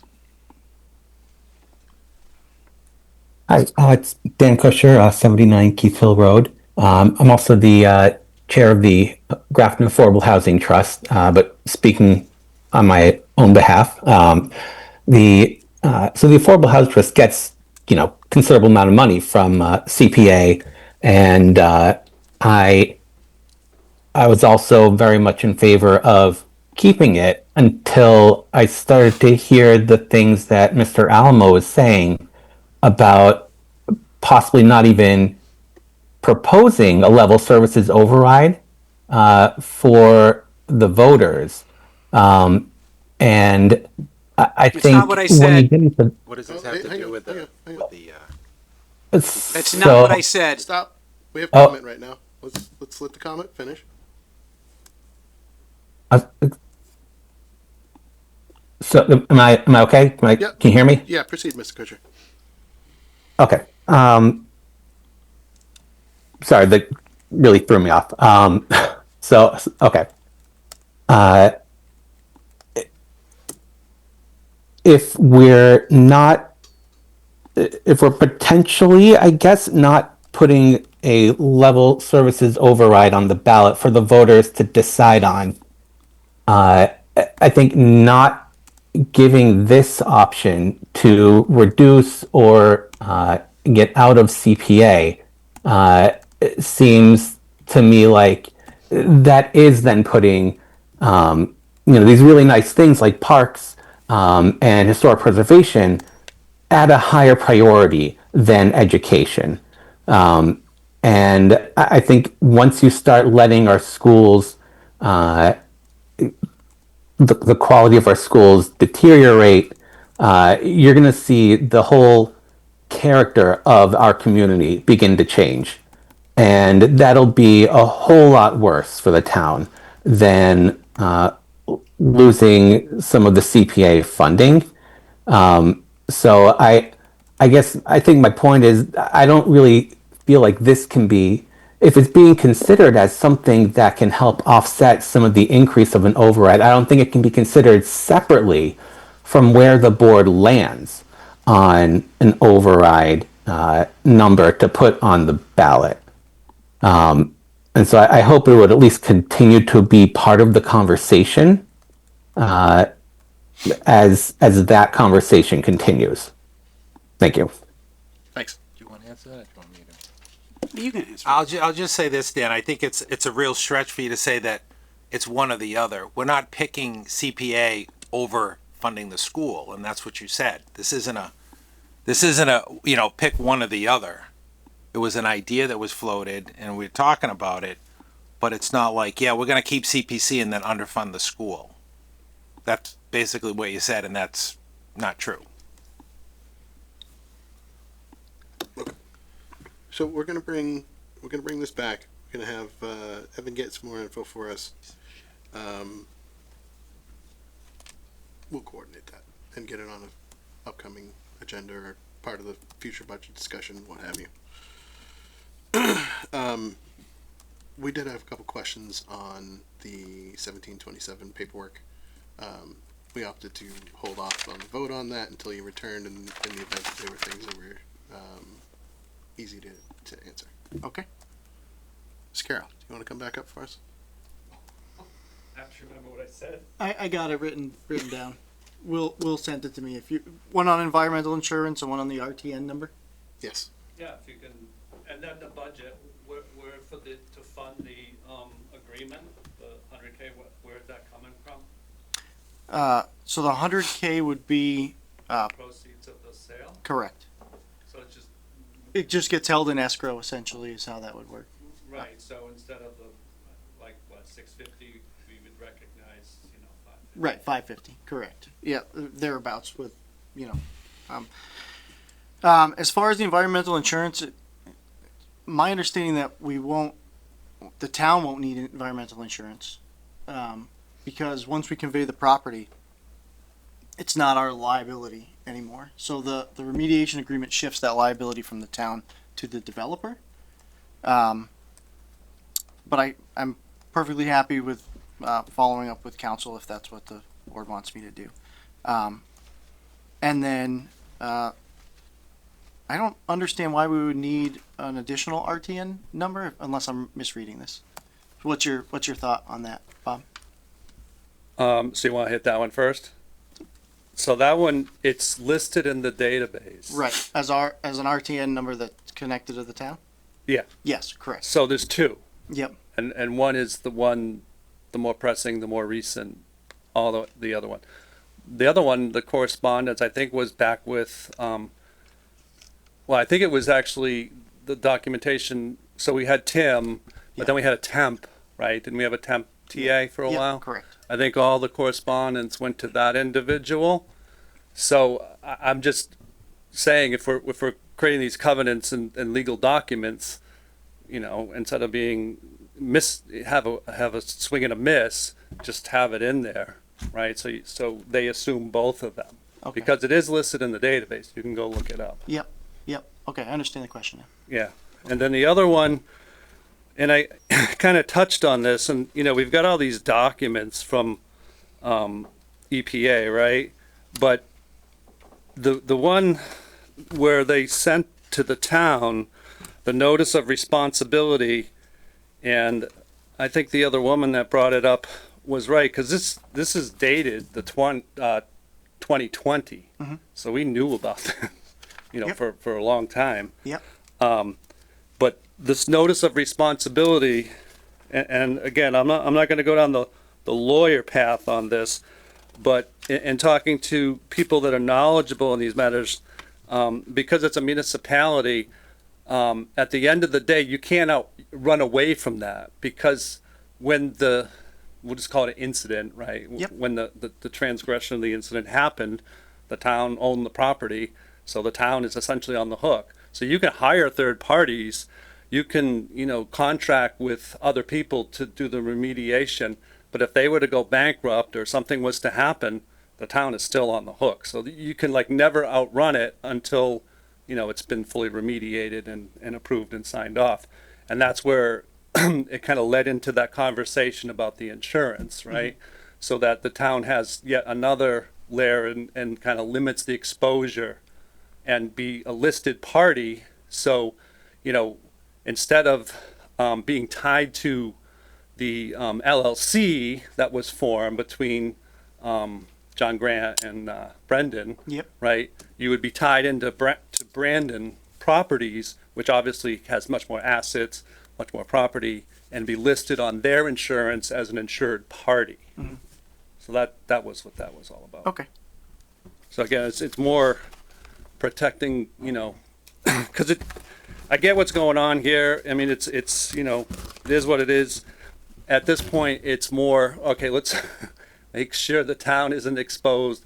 Whatever happens, and we don't get into limbo somewhere where, they dig and they find something else that wasn't part of the wells and around.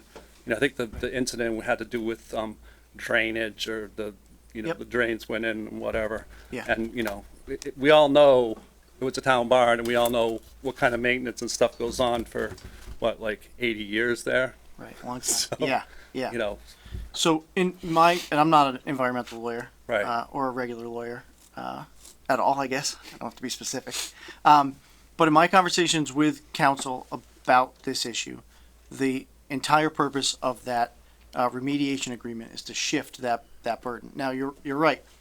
If the developer were to go bankrupt, or anybody we sold the property to with a remediation agreement went bankrupt, it's gonna trickle back to whoever created the mess.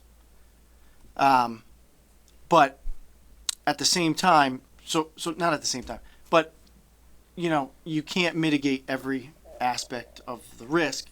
And we do have a pretty solid mitigation agreement, right? So the idea is that they own it, they go bankrupt 50 years from now. We could be on the hook, but the odds of that occurring, or that coming all the way back to the town, when there's a building on it and a parking lot and everything else. Yeah, not so much then. The concern was once the site work started, right, and they hit something that. Yep. But that's the whole point of the remediation agreement is they find something new, they Right. find something we didn't know about. No, I get that. That's a them problem and not an us problem, which is, and I don't have an opinion which way the board goes either way on however the board wants to act is how the board acts. But from a town administrator perspective, shifting that liability to the developer, is kind Right, of primary, and then the other primary part goal. is, and I know guys, the board, did a lot of deliberation, negotiation, to get in executive session to get down to 100 grand, which again is masterful, and applaud you for that. So there's, yes, it's a decent amount of money, but I could see it being a whole lot more money, right? And then the other thing was, and I didn't hear you say it, was the timeline. So you're going to close on the 1st, right, of April? Prior to, yes. And then the response to the violation said we, the town, had to have that to them by June 6th, I think, or June 2nd? Yes. Is that enough time? Are they going to be able to meet that? Yeah, because we're doing we already have things in motion, right? And they're using the same environmental firm. Ty? No, so Parker? Yes, Parker. Okay. So we'll be able to. That was part of the consideration of the conversation. No, it wasn't a statement. It was a question. Right. If Yeah. there's So enough that's time. the idea. There is that we're just gonna hand that off, and they'll be able to meet that timeline. All right. I honestly have no. I'm not even gonna try to answer the RTN number, to be honest with you. I mean, I the way I think about it is they're taking ownership of the property and they're gonna own everything that's connected to that. So they'll have to. But you call it the other one. Consolidate it, right? But I don't know that poses any particular liability to the town. Okay. It's just a suggestion. That's Yeah. all. Well, and it's not something that we can't bring up or mention. I just don't know that it. Right. I don't know that it matters. If you go through that database, there's archaic numbers that just float around out there that they seem to just create a new one, and There's a lot of stuff. There's in a lot there, of yeah. stuff in there. Yeah, I've But gone there, down with that 1727, There's are two. those- right. Yes, I've seen both of those RTN numbers. yeah. But I don't know. I don't know that presents any Okay. greater liability to the town. Yeah. If that's an uncomfortable position, then we can go back and get more information. I don't. That's as far as I can go on that. Right. Give Right. you- Okay. Those were the points, though. Thank you. Thanks, Bob. Thank you. Appreciate that. Sure.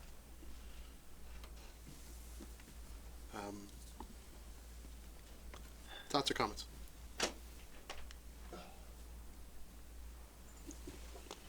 I'm comfortable moving forward and voting to sign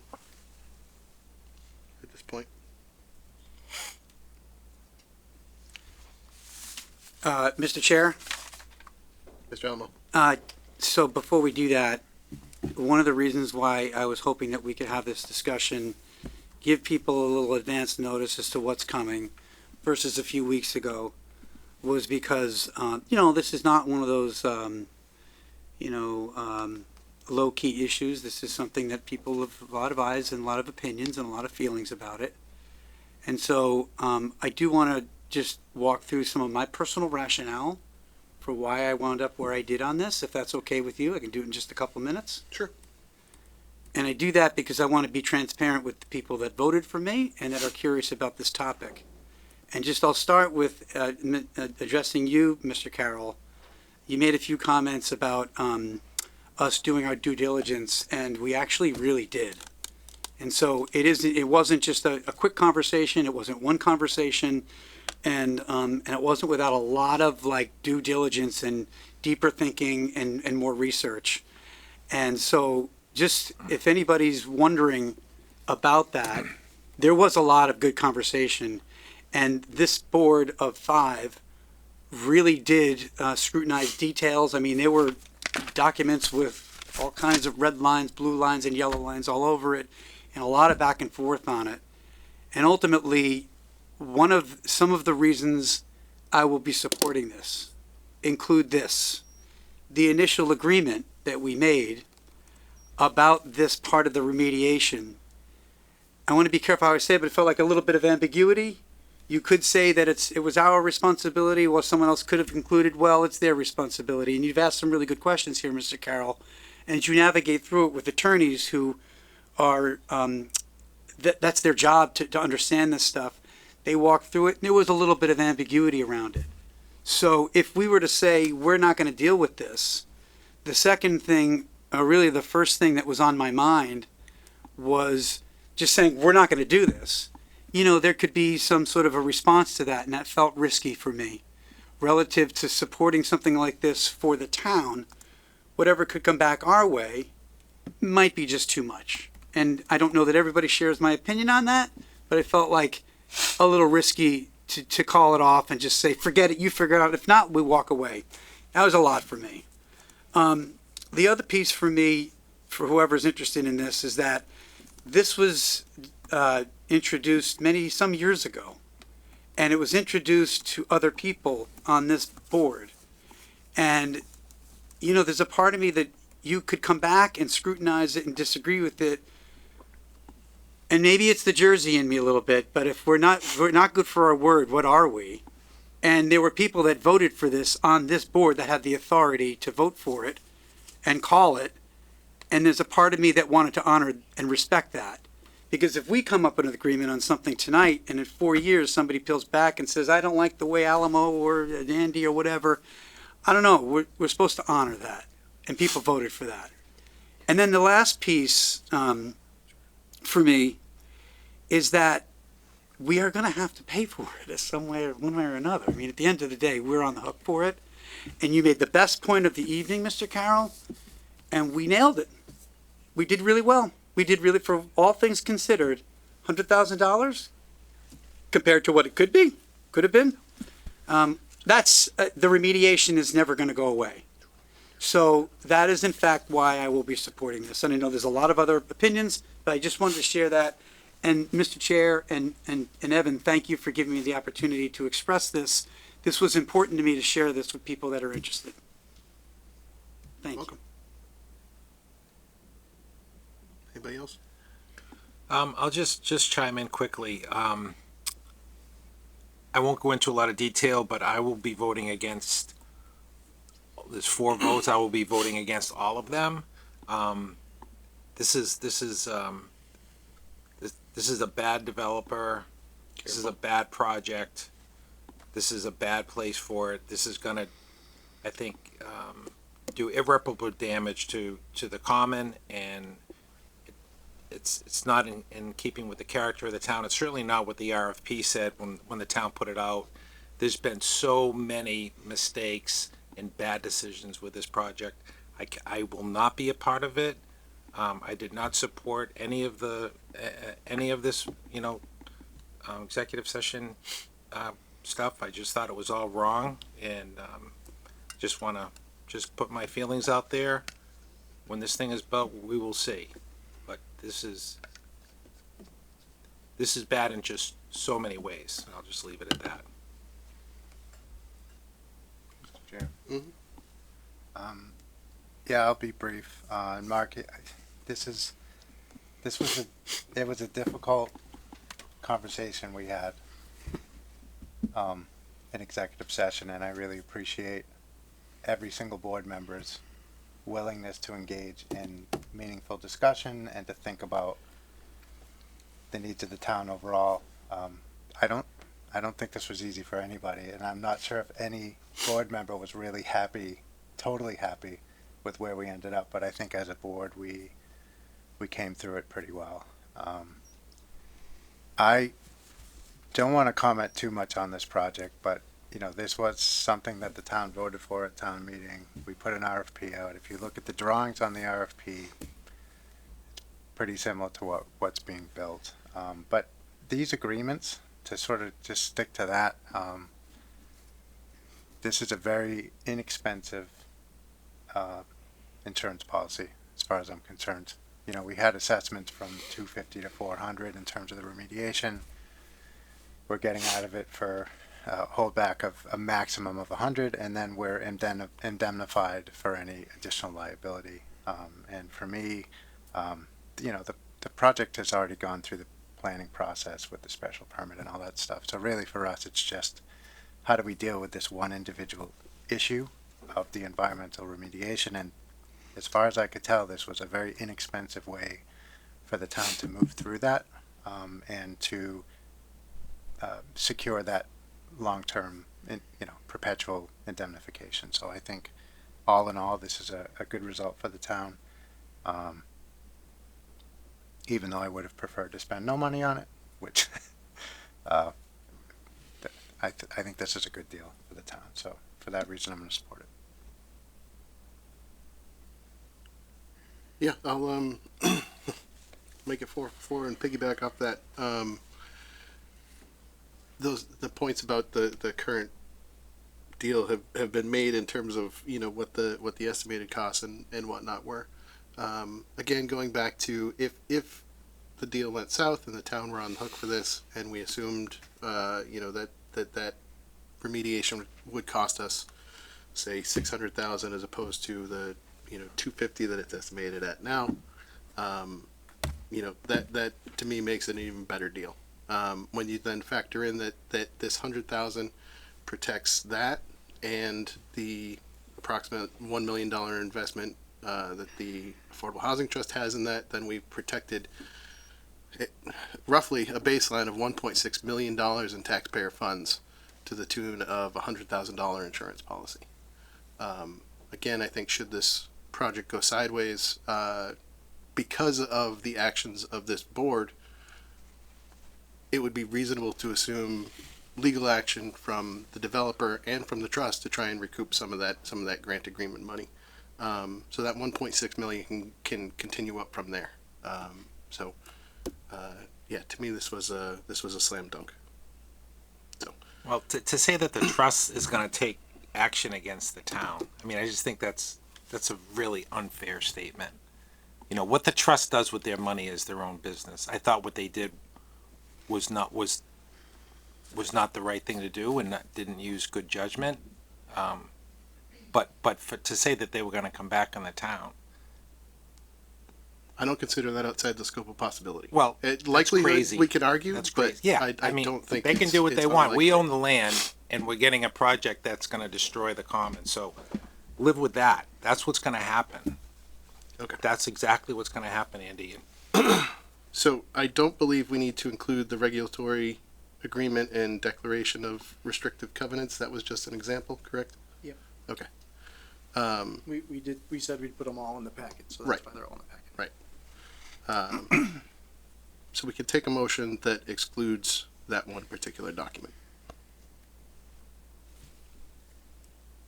What's the document that we're The last one on there, the regulatory agreement and declaration of restrictive covenants. Okay. I move the board vote to approve and sign the third amendment to the purchase and sale agreement, the environmental holdback and escrow agreement, and the land disposition agreement for 1727 Upton Street as presented. Second. Well done. Motion made and seconded. Any discussion? Hearing none. All those in favor? Aye. Opposed? Aye. Motion passes 3-1. Okay, next up, we have renewal of a Class 3 license for Mike's Car Care at 101 Worcester Street. Again, as I understand it, there was a zip code error that caused this license reapplication to come in late. Otherwise, it would have been in our full January batch of renewals. So that's why it's kind of split out as a one-off tonight. No changes, no updates. Same license they've had, just seeking to renew. Any questions, comments? Nope. All right, let's take a motion. Mr. Chair, I move the board vote to renew the Class 3 license held by Mike's Car Care Center. Second. Okay, motion made, seconded. Any discussion? All those in favor? Aye. Aye. Opposed? Okay. Board of Registrars annual appointment. So for this one, I believe you only need a request from us to send a letter to the Republican Town Committee, for resident edification. We are tasked with trying to maintain a balance between both the prevailing political parties in the state. The board seat that is up this year is specifically Republican held, so we will be reaching out to Republican Town Committee to submit a list of names, eligible names, for the seat that's expiring at the end of March. So if you could instruct Amber to do so, that would be good. I think you need to vote though, to send a letter. Yep. That's how Amber has. I'm just gonna go by what Amber told me to do. Yep, we'll make a motion, Mr. Chair. Sure. I move the board vote to send a letter to the chair of the Republican Town Committee requesting a list of 3 individuals to be considered for the seat on the Board of Registrars. Second. Motion made and seconded. Any discussion? All those in favor? Aye. Okay. Next up, vote to withdraw from Mass Strategic Health Group. Yep. So as we've been discussing, we're switching our healthcare collaborative over from Mass Strategic to the GIC. We've already done our onboarding with the GIC and gone through that process. So now it is time to let Mass Strategic know officially that we will be withdrawing June 30th to move our service over to GIC. Okay. We can go to motion on this. I move the board vote to terminate the town's participation in the Massachusetts Strategic Health Group effective 11:59 p.m. on June 30, 2026. Second. Motion made and seconded. Any discussion? Hearing none. All those in favor? Aye. Okay. Next AMA. I am due. So I will put my name out there as one of the participants. Could I join you? I would love for you to join me. All right. That would be great. That'd be great. It's been a while. Yeah, same. Everybody okay with that? Yep. Okay. We will work with Amber to figure out a date and location and get that announced. Okay. And returning to a degree back to the FY27 budget. We talked about this, the budget itself being a standing agenda item so that we can discuss any updates and numbers. We can do that here as well. But I also felt like it was, as we've, I think, had a good amount of discussion so far on what the reduction looks like, we should start discussion about what an override would look like, what sorts of numbers we could potentially be floating, et cetera, et cetera. So I'm going to let Evan kick the discussion off and then circle back. We have a few slides. Sure.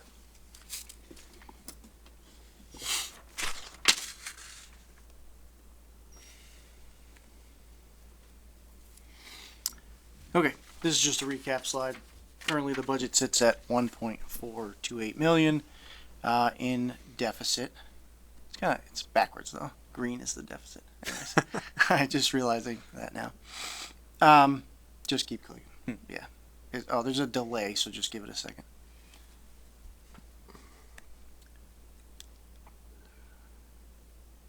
Okay. So this is just for informational purposes for the board to consider as you have further conversations on the budget. So what I did, and we will send out these slides so that you can look at them more in depth. We'll attach them to the minutes as well. We did override calculations based on millions of dollars from 1 million to 10 million. Again, not for any specific reason other than $1 million increments, and I can show you about what that looks like as we go up to scale. That's a good starting point. Well, and I just want to make sure the public understands I'm not saying that we're at a 10 million, and I'm not saying we're at a 1 million or that we're doing anything. This is educational. Thank you. Yes, sir. So, to get a little more granular, I picked $5 million because it's in the middle of that scale. It's not, again, not tied to anything. Education. So, if you were to do a 5-year, a $5 million override and said, we're going to spend that money out fairly equally over 5 years. We're not going to hit everybody at once with the full 5 million in year one. This is about what it looks like. So in year one, your taxes would increase by about $146. Year two, it's $292. Year three is $438. Year five is $560. Or year four is $560. Sorry, and year five is $736. Again, that each increment includes the amount before it. So it's not year two is an additional 292. The difference between year one and year two is that difference between 146 and 292. Okay. So By it's the end- 146, I'm sorry. I was just gonna say, 146 a year, just, okay. By the end of year five, you're paying an additional $730. That's if we right. So the idea is, can you go back? I want to make sure I'm explaining this correctly. So if the board said we're gonna request a $5 million override, if we took all of that money, $5 million, we increased taxes by $5 million in 1 year, that's an additional 736 for the average single payer tax bill. That's the impact. That's the impact. So that's above and beyond What they're paying. the increase that they would already have. Correct. So I think that's a really important thing to note with this slide. Yep. Is this is the impact. This is in addition just to for the your override. 2.5%. Right, so what would the average, I was gonna ask, would the average tax increase? I you got a want to say ballpark? we were at 300 was our last average tax increase. Okay, so if it's 3, it would be, the first year would be 460. Right. 446. Right. I haven't done all of that math yet. This is in response to the initial question. On top of the 2.5 increase. Correct. That's right. So this would be, again, year one is if we spent 1 million out of that 5 million. They're all equal increments all the way down. That's about what it looks like. Okay. Now you can go. Yeah.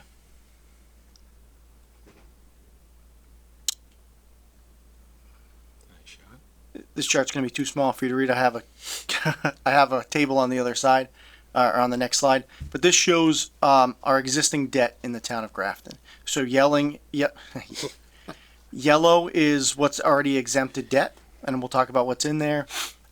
Green is CPA debt, blue is existing sewer debt, and purple is what we have for bonding that's inside of the tax rate, right? That's not exempt.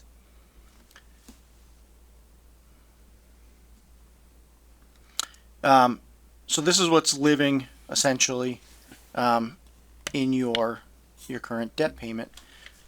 In 2030 is when our first bond for Grafton High School rolls off. That would net a decrease in the average tax bill of $86.28. 2031, another part of that GHS bond, $99.55. And then now we're talking well outside of the scope of kind of what we're looking at here, but 2039 is when DPW would roll off.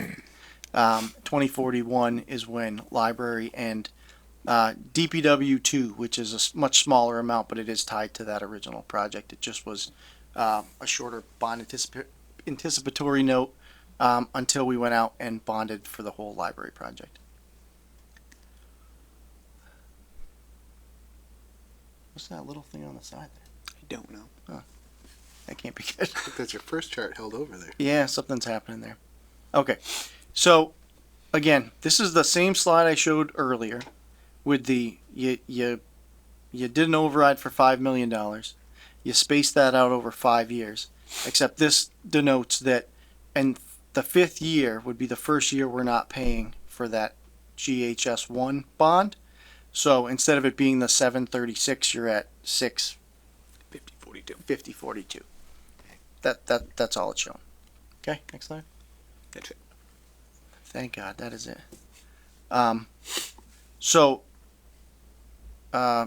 Knowing this was on the agenda, illustrative purposes to kind of give you a thought of what that looks like for the average single payer tax increase.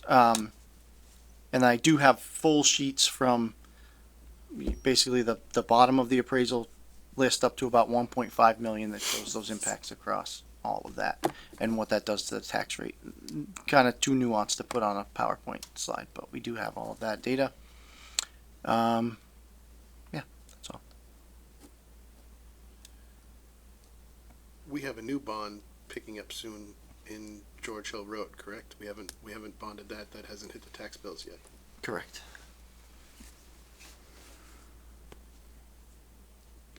Hey, look who's with us. Joined by Emery. Nice.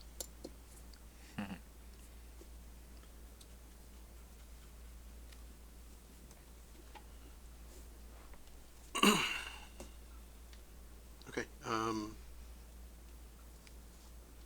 Comments, questions, I guess feedback to what has been shared so far, and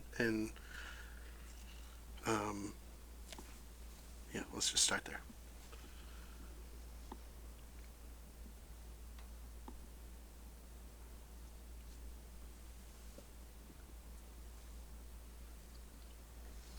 I'll start.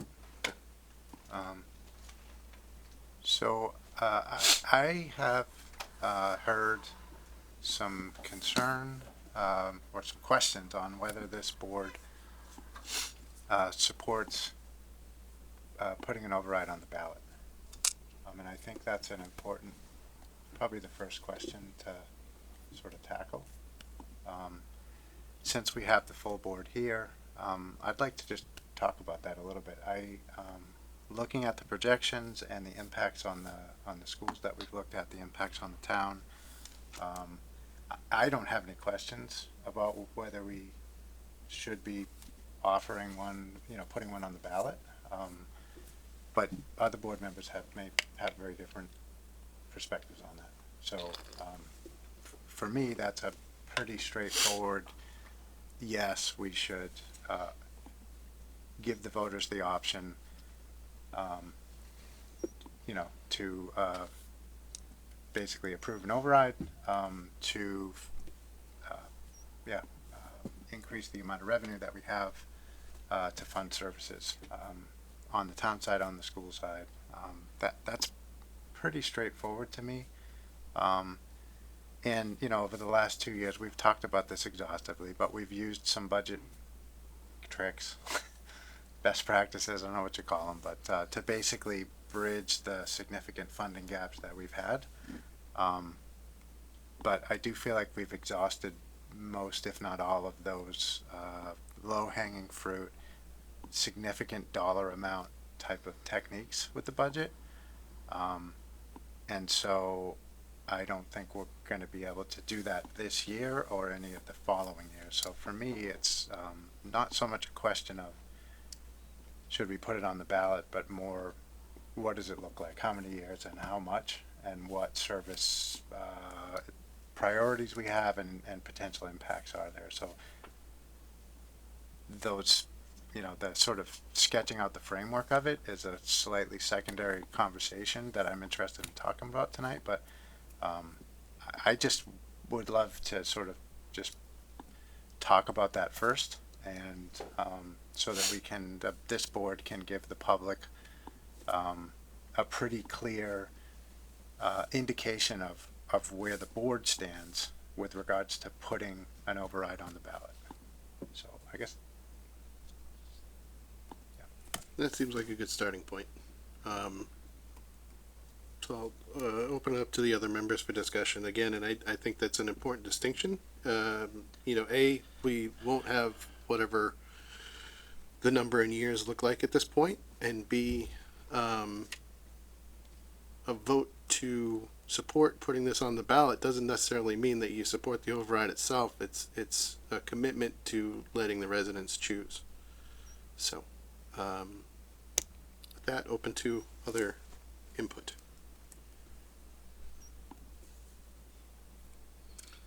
Well, I really didn't think we were going to be talking about this tonight, because when we added this to the agenda, it was just supposed to be budget update.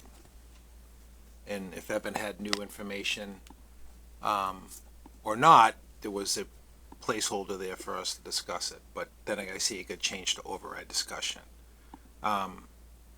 So we're waiting for the school, we're waiting for an accurate budget from the school department. We don't have that yet. So to talk about an override, I think is premature. To Mark's point, earlier point, I think they got some more work to do. And, if they don't have enough funds, then they need to figure out what they can do to close that gap without going back to the taxpayer. The plan can't be to keep passing overrides. We are not an override dependent community. That's not true. We can live within our means. And we seem to be the school department seems to be having a hard time doing that. So they have some more work to do. And when that work is done, then I will take a position on whether I support putting an override in front of the voters. But in my mind, we're not there yet. So they need to figure out how they can close that gap so we don't have to keep going back and asking for more money. So when they come in here, when they have their budget, when they've gone through it, and they have accurate numbers, we can have that conversation. In the meantime, I think the ball is in their court. It's premature for us to make that decision. So that's where I'm coming from. They can get creative and figure out ways of closing that budget. And to Mark's point about the real world, about how increases happen and how they don't happen, it's what's driving this. And they need to go back and they need to have conversations. There's a way so everybody can keep their job. And they need to go back and have those conversations. We shouldn't have to lay people off and see other people get 6% raises. That's not fair. And it's not fair to ask us to go ask the taxpayers for more money when that's what's happening. And that's the truth. That's exactly what's happening here. So they're spending money that the town doesn't have, and they're coming back and asking us for more money. So they need to go figure that out on their own and then come back.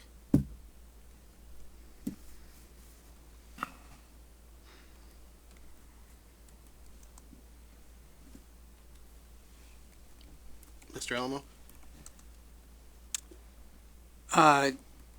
Yeah, I think I'm a little spent here. I said a little bit there earlier, and it's all intended to be creative, constructive, and thoughtful. I do believe, Matt, you were probably referring to me, but I don't want to read into it. Last time I said that I was wrong, but if you're wondering how I feel about presenting the town with full transparency, I am actually for that. I said that weeks ago. I've said that many times in this chair, and I've said it many times to people outside of this room that are curious about it. So the idea of I do agree a little bit with Craig that we're a little bit sort of cart before the horse. We're a little premature on this. We're saying we're going to give an override for what? Are we done? Are we done? And so that's really for me. So just there's a few things here. The first is that as it comes down to whatever it may be, whatever form an override may be, it is highly likely that I would support putting it to the town to vote for. Period, done, the end.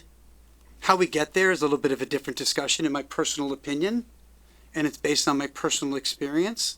And I think it's one of the reasons why I'm sitting here. Maybe I'm lucky, or maybe because people wanted me to share that personal experience. And that personal experience comes back to whether we're spending money we don't have or have and all that, and I get it. It's just, if you said right now you could not cut one more single dollar from the budget, that'd be great.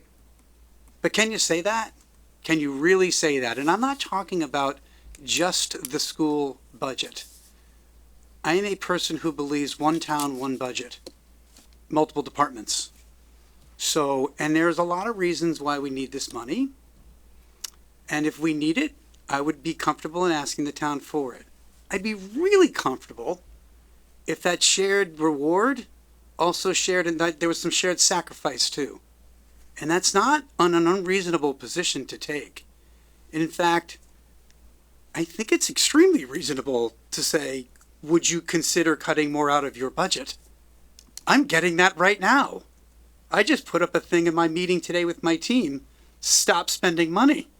I just said you're not spending any more money. By the way, in a budget that's bigger than the Grafton Town budget, for the record. So there's a lot to manage, and people are disappointed. It's either that or I could just get fired. And I prefer for that not to happen. And I don't even think it has to be an argument because it feels like it's the same playbook and the same play is being run. It feels like last year, like the same copy and paste emails, the same, oh, we're all or nothing, the same thing. And I don't understand the strategy. I thought we could be a little bit more, not this or that, but we could be a little bit more nuanced than that. And I hear like, nope, don't ask questions. This is what we got to do. It just must be done. And the problem is like, I don't, that doesn't sit right with me. And it doesn't mean that I won't ask the town for their vote. I would. It just means, could you cut $1? Could you cut 1,000? Could you cut 100,000? Could you cut 1,000,000? If you can't, fine. It's a fair question to ask. And for those that want me to not ask that question, sorry. I'm going to keep asking that question. Respectfully, of course. So if you're wondering, Andy, where I stand on the override and putting it to the town, yeah, I've already said this a number of times. I'm for asking the town what they think. I do think this is the kind of a decision that should be shared with more than 5 people. Thank you for listening. Thank you. Ms. Foley?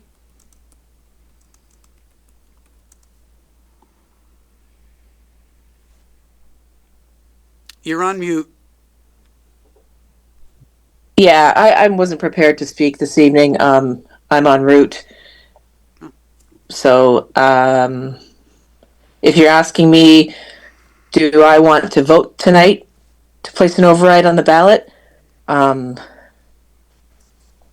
going to say I'm going to align with Mark, but I'm just here listening to the tail end. Okay. Yeah, I'm in the same boat. I think it is critically important that we let the residents choose. I'm gonna disagree a bit on some of the ins and outs. Because I don't think it's as black and white per se as you're kind of alluding to there, Mark. That no, we cannot say that we can't cut $1 million. But what we can say is, if we need to cut an additional $1 million, that equals this many salaries. And that's the discussion that we're having right now. It's not without pain points. And we went through this last year. We cut 6.5 positions from the school side, as well as another few $100,000 in funding for supplies and whatnot. We warned that those cuts would be deeper this year. That last year we did enough to get by for another year. Now here we are. We're looking at potentially 18 cuts on the school side, another 5.5 on the municipal side. This is a scenario that we're in. If we need, we cut everything that wasn't people over the last few years, and this is the position that we find ourselves in now. I don't, I agree. If part of the reduction budget stance is that we wish to go back to the unions and ask them to, go for a COLA freeze. That's certainly on the table, but it's also not a sustainable solution. That we can't move forward with that forever. It doesn't change the drivers or anything like that. If anything, it just kind of kicks the can and buys us a little more time. We keep every year we talk about different cost drivers in this scenario that are out of our control. Inflationary things, healthcare, what have you. And I'm not trying to get nationally political in this, but I think that uncertainty is a reasonable assumption for the next 3 years, anyways. With how frequently tariffs are placed on other countries, other goods and services, adjustments up and down. This type of volatility, I think, factors into how municipal government runs, and that we're beholden to these private contractors, to their going rates, and have very little control over those things. So, those are certainly discussions that we can have, but they don't fix the root problem. They don't serve a long-term solution, nor does an override. But this is a scenario that we're in, and I do disagree that override dependency is not a thing. When the town prioritized single-family homes for a long time, and when you don't have a broad tax base, the burden of running that town is going to fall on single-family homes. There's really no way around it. So, I'd love for us to be, better with our spending, but I think we're really good with that. I think we keep a really strong eye on that bottom line. I don't think we would. I know Evan did it for the sake of ease, but I doubt that annual increase would be the same year over year. It's probably got some ups and downs between the five, but it gives us a good starting point, and I think it's an unfortunate situation that we find ourselves in, and it can be a combination of the two. But to me, both of these possibilities need to be fleshed out, and they need to be done soon. I did bad math last week, but Craig, you said we had 5 or so months to figure this out. We have town meeting and the elections where it'll be on the ballot in May. But we have to have this information buttoned up roughly by the beginning of April if we want to get this override on either of those things. And it's now the 3rd week of January. So realistically, that's about 2.5 months. So that's half that timeline. And in my mind, with both of these scenarios, we still have a lot of work to do in terms of what we're going to figure out, and where we're going to go with it. And then to that point, I guess a degree of outreach, listening sessions, whatever it is we wish to do to help engage the public further and educate them on the topic and these issues. So that's why I don't think this is premature. We have broad strokes of what those numbers are going to look like, and they may dial in, but they're not going to dial in 1.4 million. That unless we go with the reduction budget, and that may be the way people choose to go. But to me, we have to be working on these things in tandem. They're equally important. They're both going to be a solution that we put before the town, and then it'll be on the residents to decide. One thing, Andy. Sure. So this whole discussion, just think about, is all reactive. We're reacting, right, to having not enough money to fund everything. We've gone to the town twice and asked them for more money, and they've given more money, right?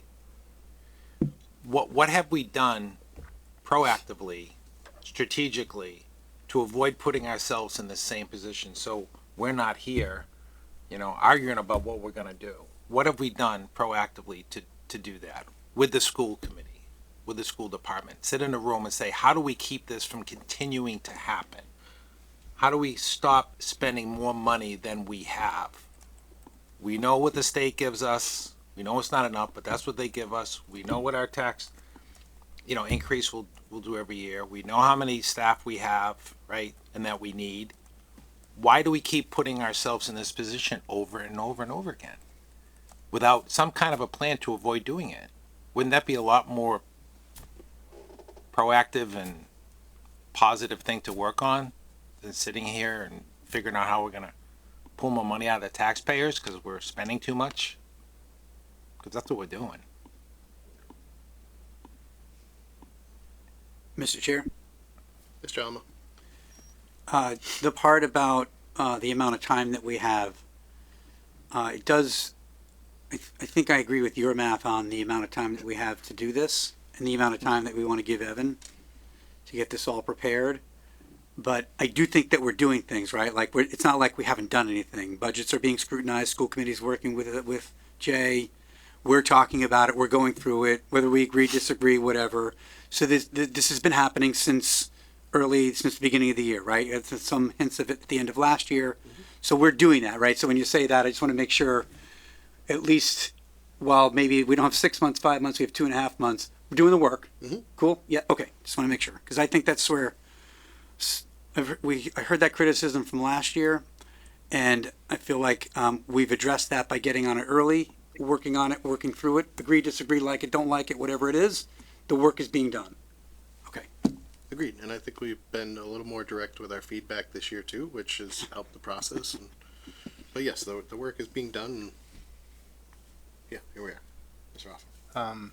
Yeah, so, yeah, I think the work is being done.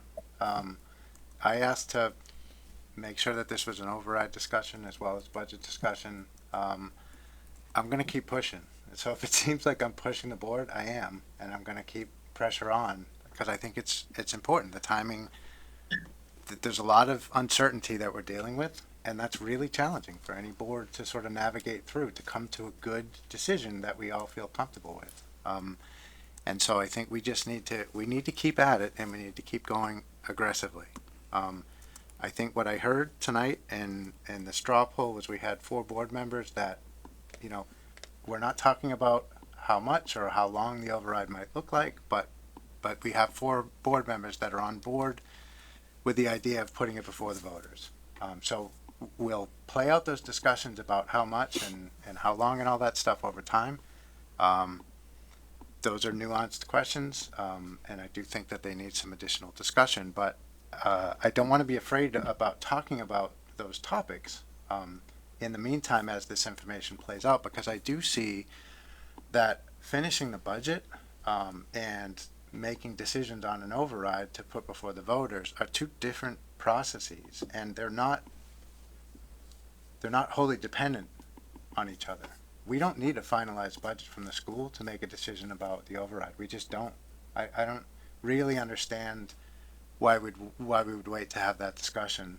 Their budget may swing, I don't know, a couple $100,000 here, you know, but especially if we're talking about a longer term override, it's not going to really matter longer term. In 5 years, the town administrator and the superintendent are going to be reacting each year to whatever they're presented with, making decisions about how they're going to balance the budget based on whatever levy this board agrees that we're going to present the voters with the opportunity to vote for. So they're going to have to make that work over time. So I just want to be a little bit careful about waiting too long for the school budget, because they may not finish for another month. And I don't want to wait that long to start having these discussions about, because I feel like I could already have a discussion about how long. 1, 3, 5, 7 year override, I could have that discussion tonight very easily. So I don't want to wait on those things. But I do appreciate that board members need more information and would like to, continue getting that feed of information in as we have these discussions. I want to just, I feel like I need to address a couple of things that were said, and Mark, I wasn't singling you out in terms of like public commentary that I've noticed about this board's support for an override or not. It really was it was about the board as a whole. But I think we've sort of answered that question tonight with, we have the votes that we need to put it on the ballot. It's just more a matter of teasing out those conversations and making sure that we get the numbers right. But the commentary about, particularly on the school side, does it have to be layoffs, or could it be maybe we give everybody a little less, right? In the corporate world, that works for some businesses, but anybody that works with represented labor, if you're dealing with unions, we would have to go back and renegotiate contracts, and that is just not something that ever happens with the teachers union. And I don't think it's fair to ask to renegotiate something that we've already committed to. So, I've dug into this a little bit, looking at where Grafton is relative to other communities.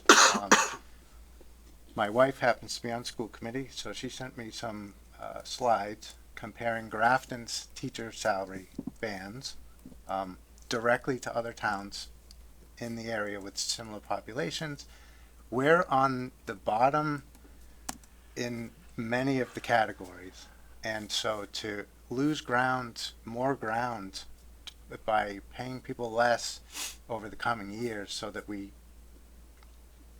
can fund the gap, the revenue gap that we have, that's just not I just don't think the renegotiation is going to be a feasible approach. And I think that's really short-term thinking to deal with. Well, we need to look at just this year, because once you've lost ground, you really can never feasibly make it back up, because it just doesn't work that way. So I don't think for the schools that's going to be a real feasible approach. I think taking that approach with trying to reduce the amount of, because we're already on the lowest end of the pay scale, there's going to have some pretty, potentially serious long-term consequences to the quality of the teachers we're going to get in the school system if we're not competitive. And that's, so I have some real concerns about that approach. On the issue of spending money we don't have, I just have, this board approved a contract for the fire chief, which gave him a pretty big bump in 1 year, well above and beyond the 2.5%.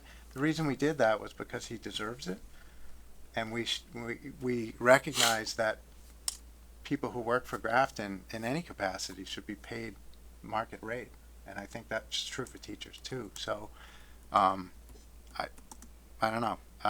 I think we're already looking at some nuance, Mark. We were exploring some things with CPA tonight. I'm open to all options in terms of working through how we navigate this issue. I think, a lot of things are being discussed and having been discussed already. But we've got to make some decisions as a board, and we've got to kind of bring that all together pretty quickly. We ended up with a lot of, we had some nuanced discussions with a lot of options and asks and a fair amount of back and forth last year. And, that we sort of got there, but we ended up having, reductions in the schools, and we had a $600,000 draw from stabilization. Neither of those are great. I don't want to do that this year. I wouldn't support that. So I think we really need to get through all of the questions. We need to make a decision as a board as far as what the long-term vision looks like. And we need to just move forward with it so that we have some time to message this and to educate the public and all that. So, Craig, as far as what have we done to sort of position ourselves differently? You've been on the board for lots of years. While an override, what would your answer to the question be? I mean, you were on the board. You've been on the board, so I get that question, but and I know you're working on things like Science Park and other things but those are things that take they take really time. long time to happen, and you know that. Yeah. So Yeah.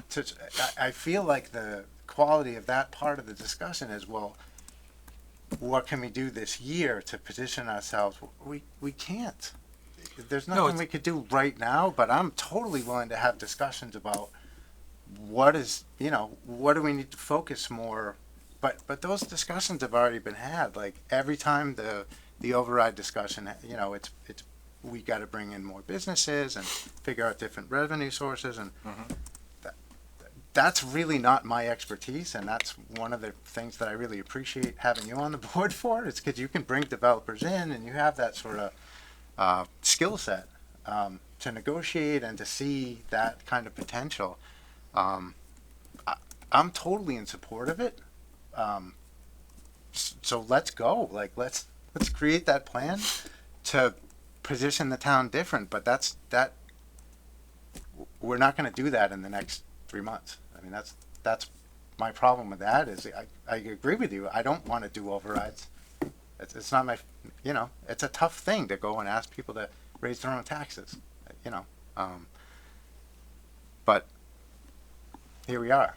I'm not in support of, looking at the impacts to the schools and the town just this year, and if you play that out over the coming years, I don't think the live within your means strategy is at all a feasible long-term strategy. So do we need the full amount for everything that the schools in the town have asked for the next 5 years?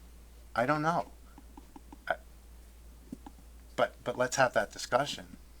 But I'm definitely not in support of just saying we have to stick with the 2.5 levy limit forever. I'm really opposed to that idea. So.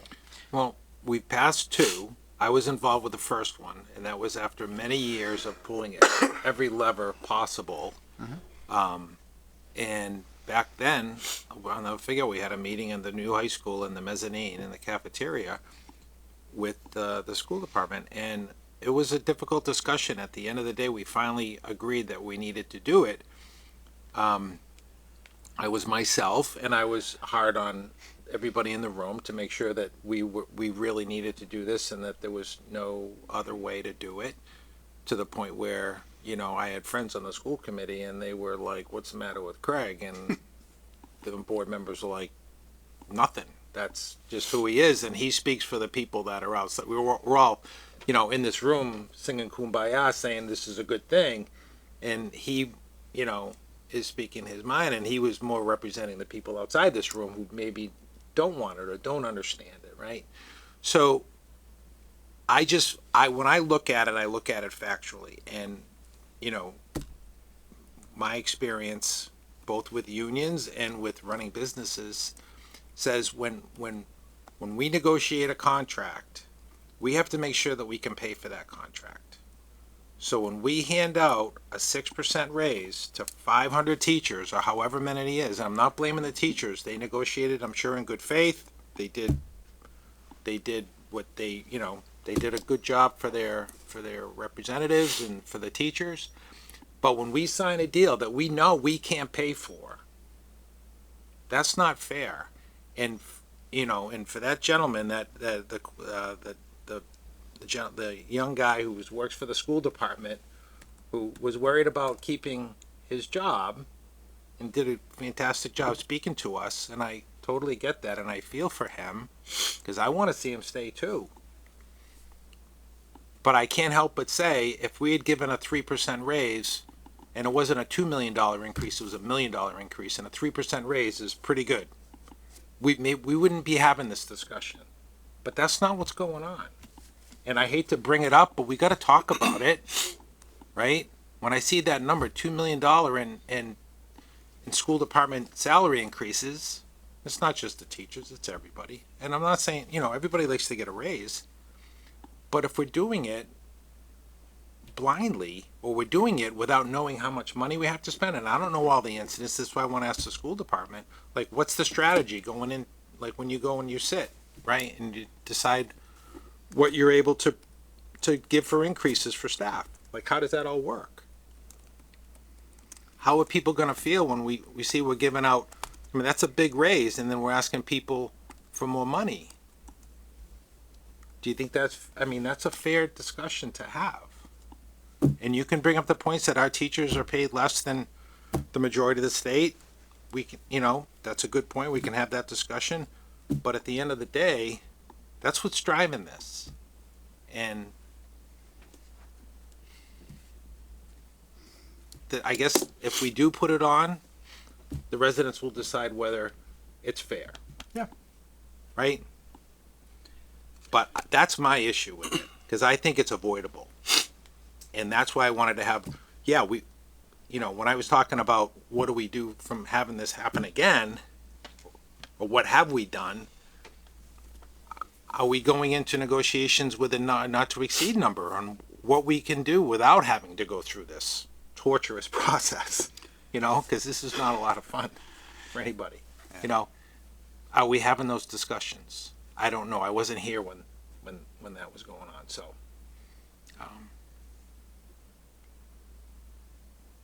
Mr. Chair, just before you move on too far, Anne Marie's would like to speak, but she's having trouble getting the raise hand function to work. Oh, okay. Yep, Ms. Foley? Yeah, I'll just a couple of things.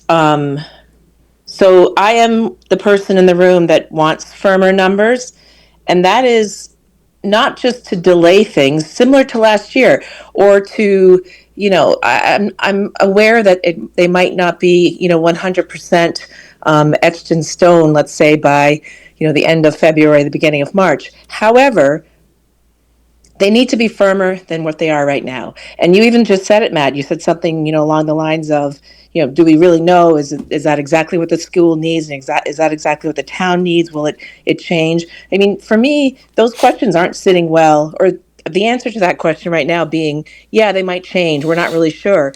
That's not sitting well with all the people that are reaching out to me. And additionally, I'm coming at this from the angle of if and when an override is put to the voters and to the ballot, the assumption would be that we have all determined that yes, in fact, we really need this, and we would like it to pass, right? So, in my opinion, being somewhat trying to rush this process so that, you know, we don't have exactly the numbers, but we think it might be this, we think it might be that. It's just not the right optics, in my opinion. I want them to be firmer. To Craig's point, or maybe Matt, you made this point as well, like, here we are back in the same position. What has been done? What has been looked at creatively? I brought things to Jay's attention last year.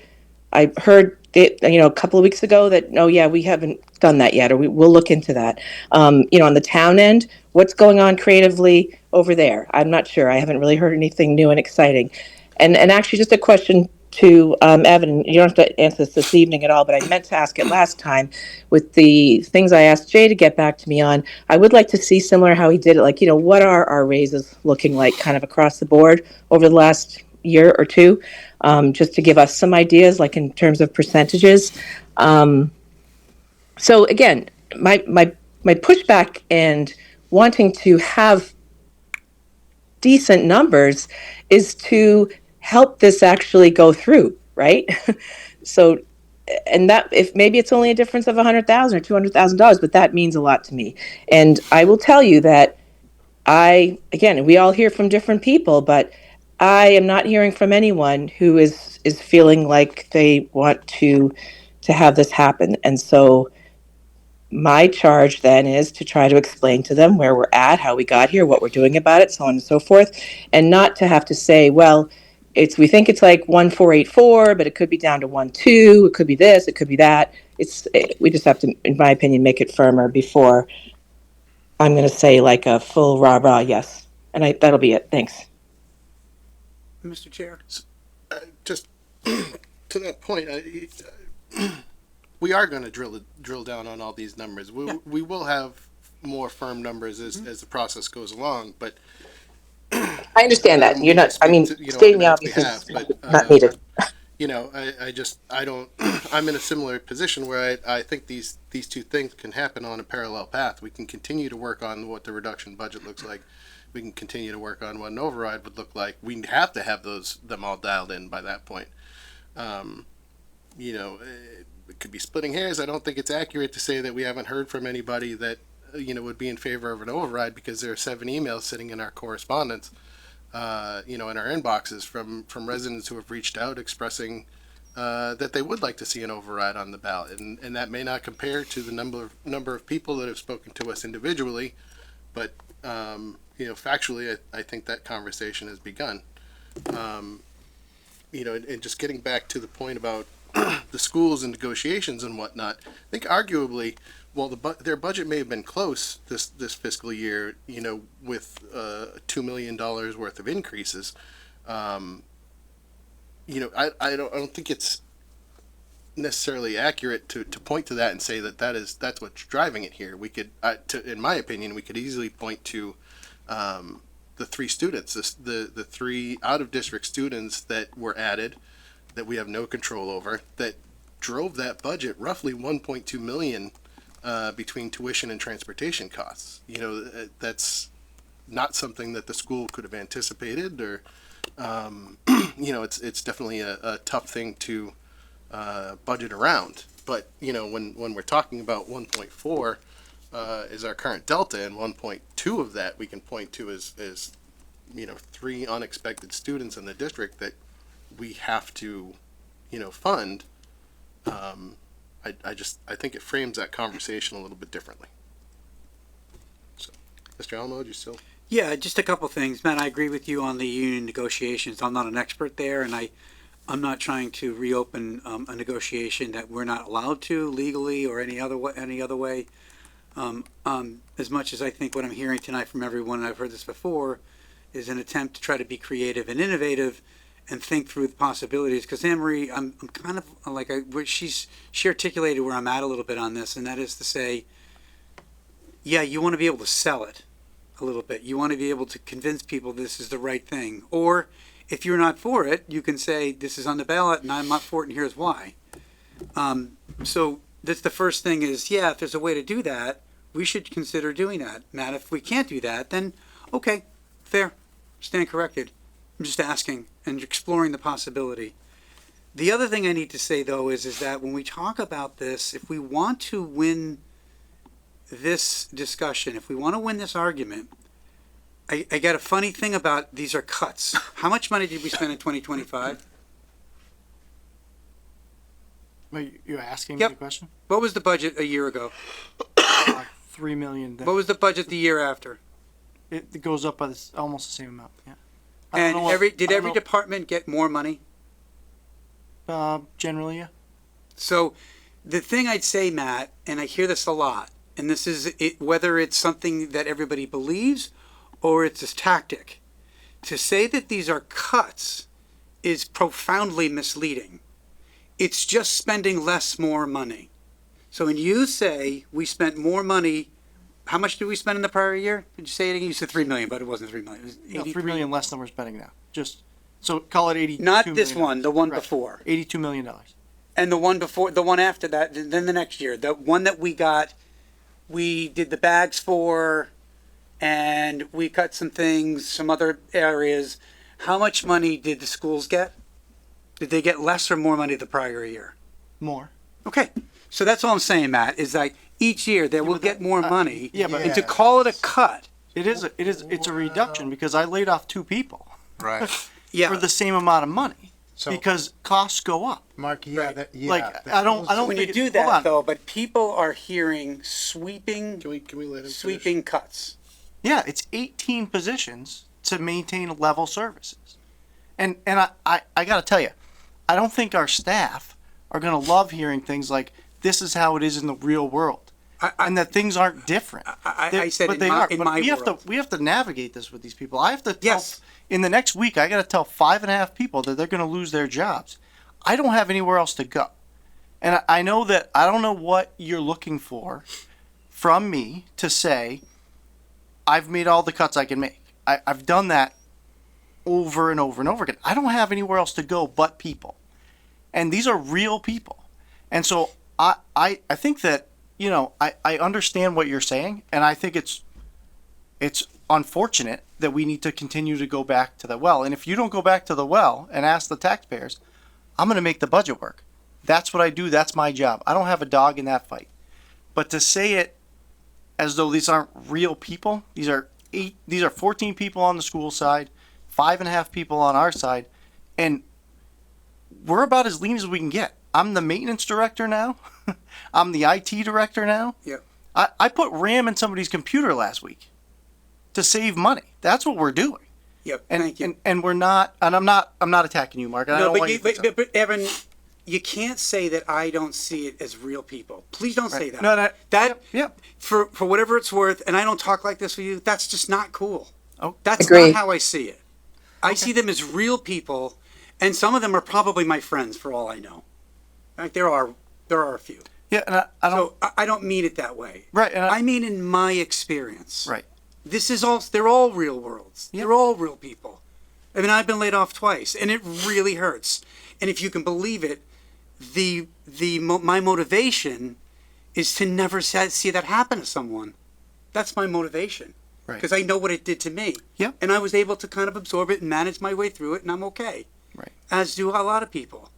But just some of the I don't know, it just feels like fair enough, thank you for the clarification. But some of the tactics are like, you don't have to. Let's just try to get it as tight as we can and ask the town for the money that we need. Instead of I don't know, Yep. My argument would be like the tactics, maybe. And so and I'm not saying you, No, and I'm not really saying anybody. I just hear it. And so I'm not trying to single anybody out, but you hear it. Right. And it's like, well, wait a second. We spend more money. So we do. Yep. So is it enough? Okay, maybe not. Okay, that's fair. So let's find a way to make it work, and that's it. And as tight as we can get it is what I would hope for, because then we get to that point. We did the best we could. We were all super honest and brutally considerate with one another. Brutally honest and very considerate and thoughtful about it. We need more money. Can you please vote for this? That's my position. Same as it was before. I don't feel like we've, on this board, have been overly catastrophizing things. So maybe you're hearing things sort of from other people. I feel this board has been reasonable. I've been pretty careful to not do that because I feel like we need to maintain our credibility. But I'm definitely not going to shy away from talking about 23 position cuts, and the fact that 18 positions in the school, that's not level service. Yeah, they're getting more money than they did last year, but that doesn't mean that they're able to provide the same services with 18 people less. So yep, it's more money, but it's not as much as they need to fill the classrooms with the talent and the number of teachers that they need to be able to provide the same quality of education that they did this year. So that's all I'm saying. Yeah, and I agree with that. That's all I'm saying. I was trying to say, could everybody take a little haircut? Because if they could, I just don't. Could think they? We can't really. Could do that change things? Almost all of them are represented by unions. So I don't think that's a possible thing. That's not possible. So just to that point, because that's kind of been 30 years of my life, you can do it. It's not a pleasurable conversation to have, but I think and it's not our job to do that, right? It's not our responsibility to do that. But I think the bargaining groups have some skin in the game too, because if we don't get an override, 14 of their people are going to get laid off or whatever, right? So they're going to have some blood on their hands too, because they could have a choice, right? Are they going to eat their young, which unions tend to do, or are they going to say, you know what, we want to see everybody keep working, so we're going to make some concessions and take one for the team, right? And keep all the stuff like that young man that was here last week, right? Again, I want to see him keep his job. So, but that's a conversation, to me, that's a lever that we need to pull. At least broach the subject. And if the union says, no, we're not doing that, then the people get laid off. They can go to the union and let them find them a job. Because they're going to have some responsibility in this thing too. Said difficult things to do. I've been down that road many times. But I think the conversation for me should be had. And if the answer is no, then it's no. I'm not looking to delay anything either, Matt, Andy. Yep. Want to move this as fast as possible too. Okay. Well, I guess I'll just say this. Maybe I'm not sure what the timing on the school side is, but I don't think that their numbers are gonna go up or down that much. So maybe this board could proceed on the basis that we decide everything else. And as soon as we finalize the numbers, we can plug in the next fiscal year and just be ready to go. That might be an approach that we could take. Because I want board members to get their questions and concerns addressed and answered. But I don't want to hold up conversations, all the conversations until we finalize the school budget for this year. That it just doesn't make sense to me. So that's where I'm at. Yeah. I'm not gonna lie. I also wish it wasn't all sitting in our lap. No, realistically, we're here and we're holding the bag and we're arguing about the budget, and that is to a degree our responsibility. But I'd love to come together and set a fire under some of the seats at the state level. In terms of getting us more funding when it's been minimal increases and things like that. I don't enjoy that we're the ones on the hook for this, whereas the people above us aren't. They seem to be able to skate by in this conversation. So. No, you're right, Andy. They're underfunding us, but we know that. It's not an unknown. It's not like one year they've given us $1 million and then they cut it to 100,000. We know It would be what nice the trend if they weren't, is. though. So we have to plan accordingly.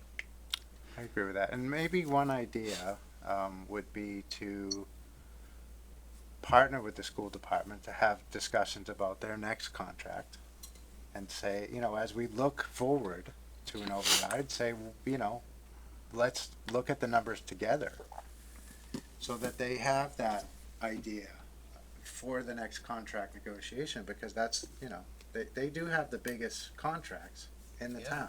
So I'd love to see some partnership with the school department to say, okay, we're considering an override, like, let's think about your next contract, let's talk about it. 100%. To me, that's a more productive conversation than saying, going back and second guessing contracts that have already been done. Yeah, you could, in theory, renegotiate a teacher contract, but I'd be shocked if you could find one that's actually been done that way. Yeah. Well, that's what I was talking about earlier, about being proactive and trying to come up with a strategic plan for these things rather than us here reactive saying, oh, crap, we don't have enough money, right? Now what are we going to do? Oh, we got to do this, right? Sure. So I agree 100%. We should always have those conversations and give some guidance, through Evan, really, because he's the numbers guy. He's the guy. Unless Mark asked me stuff off the cuff like that again. Sorry. My apologies, sir. No, I'm kidding. So it It feels was just a private meeting, just the four or five of us here tonight. feels nice that we've gotten back into a little more agreeable spot. It's only 10 o'clock, so. and it is getting late. But So I'm just and curious, though, not the Mr. end of Chair, there's some people that want to ask Yep. questions. Do you mind if I ask, hear what those are? That's what I was I'm going to dying get to to. hear. Is that I think this is a decent place for us to pause the discussion as a board. We can take a couple public comments, questions. Colleen had her hand up first, if you want to. And then John, you can. Mr. Chair, just so you know, you have 2 hands on Zoom. And then we'll deal with Zoom. Hi. Keep it quick. Colleen Roy, 53 Elmwood Street. I heard a lot of great discussion from everyone tonight, but I didn't get a good feed on where the board is sitting. Is it 4-1? Is it 3-2? Is it 3-2 in the other way as to whether you're going to ask for an override or not? And when we're talking about being proactive, wouldn't it be proactive of the board tonight to vote yes or no on an override so that at the next meeting you guys can be prepared on how many years, what kind of numbers, so you're proactively going in the direction of what you need versus having this conversation of should we or shouldn't we again. Now you'll be moving forward one way or not. But I think tonight seems like the night you have the full board, everybody's been weighing in. Yes or no seems like a pretty easy ask of the board tonight. Thank you. To that, I guess, comment question, I had us at 4-1 currently tonight in favor of putting this on out to vote, out to the resident vote on the ballot at town meeting. Does that sound right? Do we need one? Yeah, if I'm the one, if you're looking at me for the one, I see you looking at it corner of your eye. Listen, for me, I need to do my due diligence, and I want to see when the school committee comes back. I want to see what those numbers are. Matt, I hear your point about these can run concurrent. I'm not going to put myself out there when I'm uncomfortable with it until I see harder numbers, and then I'll reevaluate it and give you maybe I'll change my mind. That's why I said as of this point Yeah. tonight, because I do understand that you are open to future information. I was thinking that I was the one, so I'm not ready. Okay. You are the one, Anne Marie. No. Craig Mark had indicated that again, correct me if I'm wrong, that he was in favor of making sure the residents had the choice one way or another, and then I believe you said that you were in the same boat as Mark. So that's why I took that as a 4-1 endorsement. I don't know. I have mixed feelings about whether we need to move on that tonight. To me, it's either way. It's a promise, or a notion of our intent. It's on us to follow through with that. So, anyways, that's where I stand. I quickly reviewed the information that I guess you sent to Mary, and they responded an email about CPA, and it looked like, but it's not terribly informative, and it's not on point on a lot of things, but it looks like possibly, depending on, because it's sending you to other Mass General laws, to be able to change either the surcharge amount or to change the exemption. So without being able to follow those lines, it's hard to know which you can or cannot do. Okay. I did email Stuart Saginaw, who's the director for the Community Preservation Coalition, who assists towns with CPA questions, and hopefully I'll be able to talk to him tomorrow and have some answers, at least initial discussion of what is possible and what is not. And then back to the tax situation, or the what's the best way, or what will be a way, because I reviewed the materials that you provided here, and there are a lot of budget lines that I don't understand. To be able to say, what is that? How many people does that include? So that, I mean, I'm one person. I would think a lot of people might have a lot of questions, because a lot of times it's like a big number, 100 grand, 200 grand.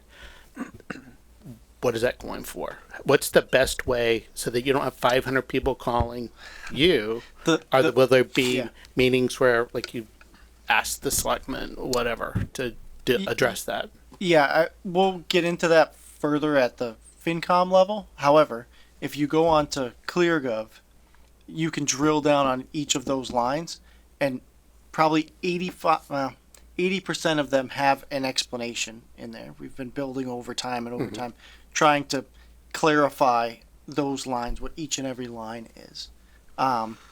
We'll also kind of waiting for finality on some things, but as we move stuff around, we also will create that document as part of our budget book and push that out both as a PDF and as a link. Because some departments, I mean, I'm not going to name departments, but some departments I know that what staff's there. Yes. But looking at the numbers, it's like that can't be for that person's salary. I know that's not what they're making, but it says assistants or something like that. So that assistants must encompass a whole lot more than somebody that's sitting at a desk. Yeah, a lot of our lines take money from different pots, right? So, like, just for example, Paul Canoyer, if you look at the budget, he makes, whatever, $40,000, but that's because the sewer enterprise fund also contributes to part of that budget. So parts of his salary live other places. Some of that is explained very well. Some of it is still being worked on. Did I answer your question? I think so. And then another thing is I'm not a depression baby, but my parents were. So I grew up with the understanding of doing without, and I've learned that lesson, and I've done without, and I work in a job where I have to do without because I don't make a lot of money. And full disclosure, I work for the schools, and we fought real hard. I work at Mapera, and we fought real hard for our pay increase, and I make $26 an hour. And I can't live on that. And so I'm using my retirement to live.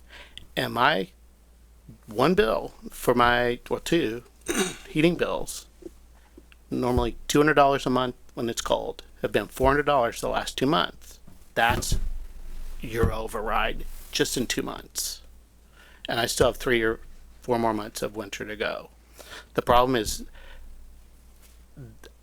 I can pull money from my retirement. I'll be sorry when I'm 80 if I live that long and there's nothing there, but I can do it. There are other people that cannot do that. And I think that's what people need to keep focus are the people that have nowhere else to get the money to pay the increase for the override. Whether you create an exemption, you create something, that's something else I saw, and I don't know, I don't think I even realized this. There are exemptions for CPA, over 60 and low income. I don't know if anybody's ever availed themselves. I don't know if Mary would be the one or the assessor's office, somebody in the town, or if you have to go through the state to, but you can, if you do not have enough income, you can, and all of it, 100% is exempt. So there are ways to help people that are lower income. So again, that's a resource that to be fair to everybody in town, so that if they can't afford it, there are ways. And I don't know who needs to know in town so that people understand that, like the senior center, to have somebody come and talk to them from CPA. I'm sure they would. Stuart came and talked to us. Okay. So. Excellent. I took all that down. So. Thank you. Yep. Come on up.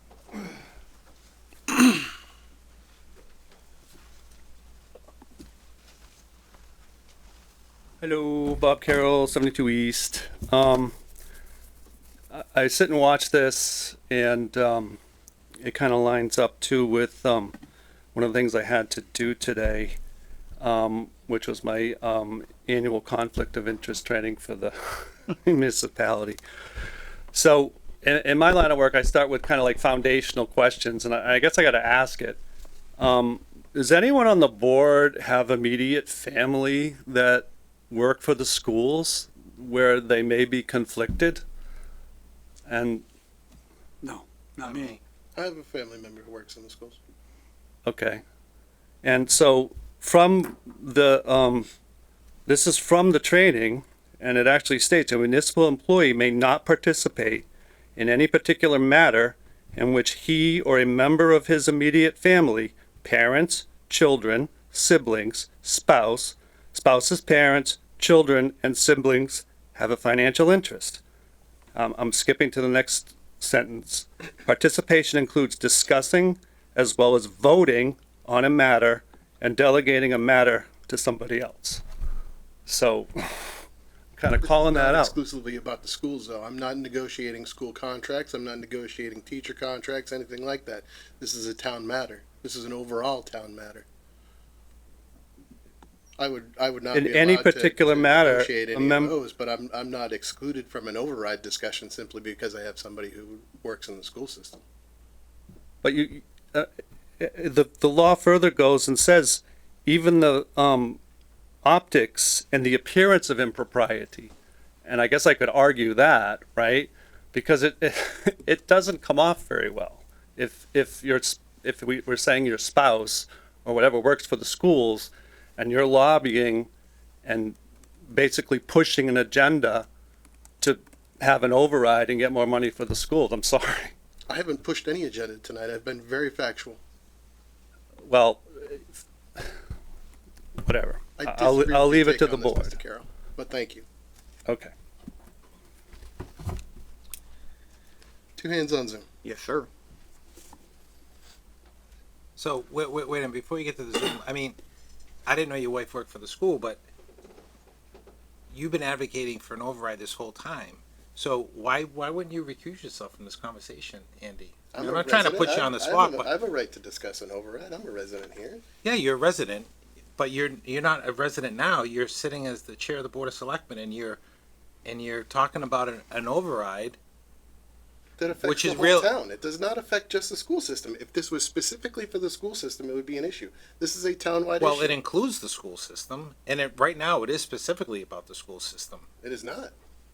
Well, we've Where stated that that's multiple what we times. talked about all night, but it does include the school department. It does include. It is Yeah, not so- exclusively the school department. So you don't think you have an ethical responsibility to step down for a conversation about passing an override to fund one of which the schools, which you have a family member that works there? I just find that I would have stepped down. Did she work there last year too? I would have stepped down last year, just for the perception of, I have family member that works at the school. So Hey, I'm It's happy your to own discuss it decision, with- but I'm I happy to don't discuss it with town council and ethics to make sure that this is a viable conversation. But to me, it's 101. I disagree strongly. This is not a direct I interaction don't with know the what schools. could It be does a not worse benefit conflict, but- the schools directly. Like it is a town-wide issue. You do what you think is right, but I would have stepped down a long time ago if it was me. I don't think you would have, because we've discussed zoning issues at town meeting about businesses, and commercial properties that then were allowed to, or were proposed to allowed to have rentals up top. And you got up and you spoke and you had much to say about that, where without mentioning the fact that that is exactly what happens at 2 Grafton Common. You have a business on the first floor, you have rentals above it. That wasn't disclosed. That's a direct one-to-one right there. What's your point about that? I don't understand what you're saying. Hang on. I would say no. When Craig stood up, he was not on the board, on the select board. Certainly, he was not the chair of the select board. He was not on the planning board. He was on no board. He was standing up as a citizen. Yeah. When we talk about the old fire station, I recuse myself. I did it when I was on EDC, when they were trying to, some people in the neighborhood were trying to push an agenda. I even recused myself when you were doing a common victualer's license, because you had a list of 100 companies and my wife was one of them. Our business was one of them. That's a direct thing. Well, yeah, for a $25 common victualer's license. But we'll get to the bottom. You do what you want to do. I'm just saying, I We will just get think to the it's bottom of it. Mr. Kusher. bad decision. Oh, hi. Dan Fisher, 79 Keith Hill Road. I just want to make 2 quick points. One was it sounds like there is some disagreement among board members about what exactly the phrase level services means. I mean, I could give my opinion on it. I don't feel like that would clear things up. So I would just suggest that you ask the superintendent to present a slide or two, and just clear up what it is that he and the school committee are referring to when they talk about level services. When I've talked about this, when I've used the cut word, I try to be very careful to say cuts to services, and try to be clear that the dollar amount might go up, but if class sizes go up, that's a reduction in the quality of the services we're getting, that kind of thing.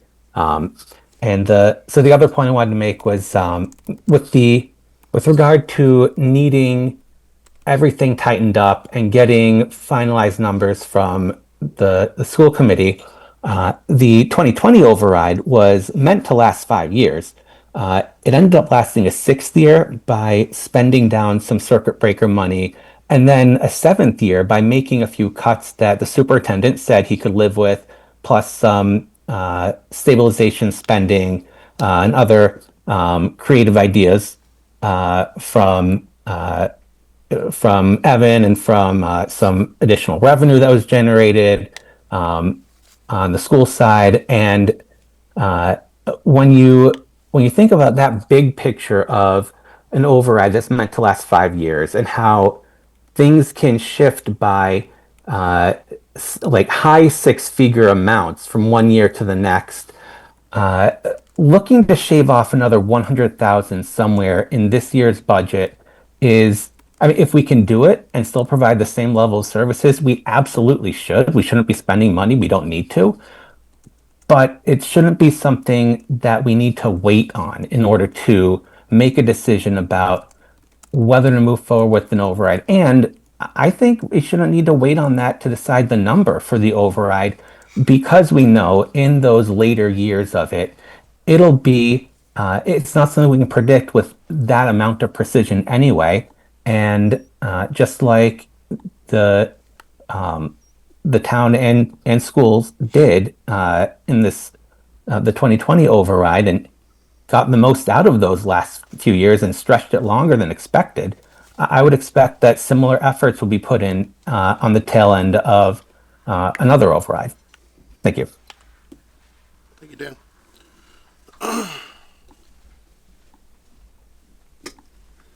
Next.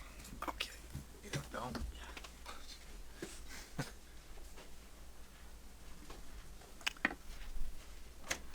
Am I on? Yep. We can hear you. Oh, hey guys, Ed Prisby, 25 Daniel Drive. This isn't why I logged on, but Craig, man, that was rich. Like, you just said that the Upton Street development was going to destroy the common, and you have a business on the common. You just participated in a discussion about CPA that has given millions of dollars, including these big bronze arches right across the street from your business that obviously helps you out. So Andy's having a discussion about a general matter that doesn't impact his family in any immediate way, according to Section 19, no matter what anybody wants to chat GPT in the room, okay? But look, my other comment here is this was a bad night tonight for the select board. I mean, just the sheer lack of depth in the discussion that really should have been 3, 4, 5 years in the making was really glaring tonight. And you guys missed it on 3 beats. So I'll leave you the first one.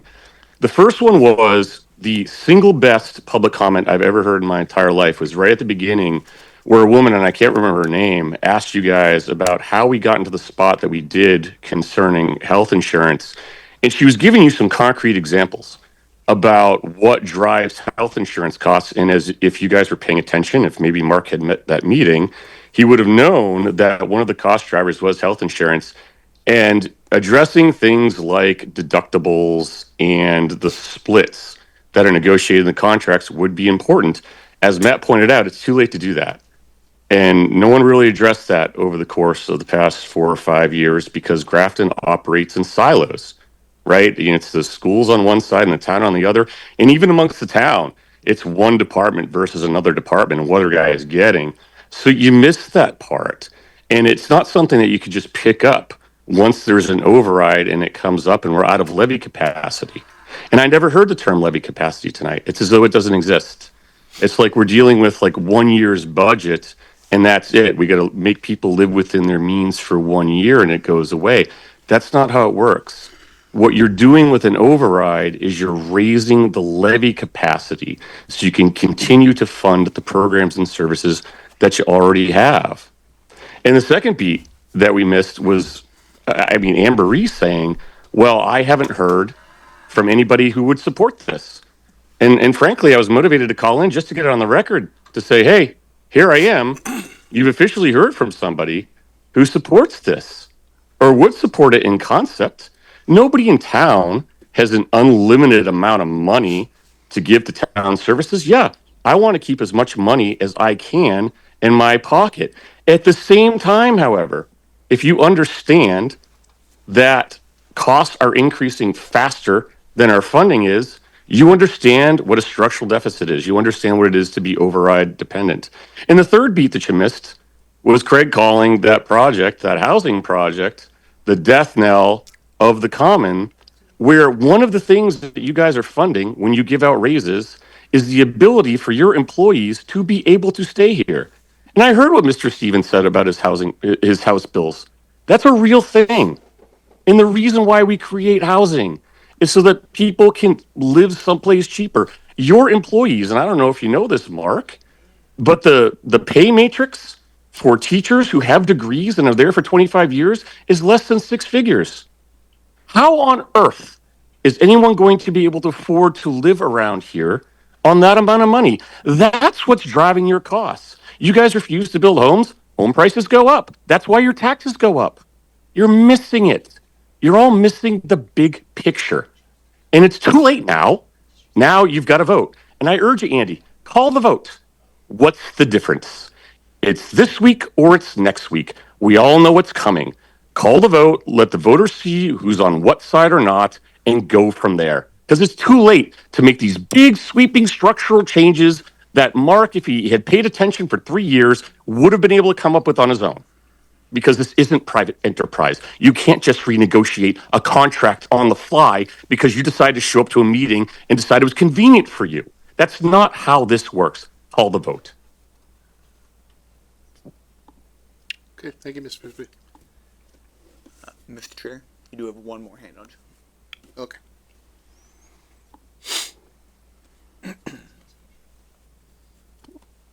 Hi, Leora Brom, 74 Adams Road.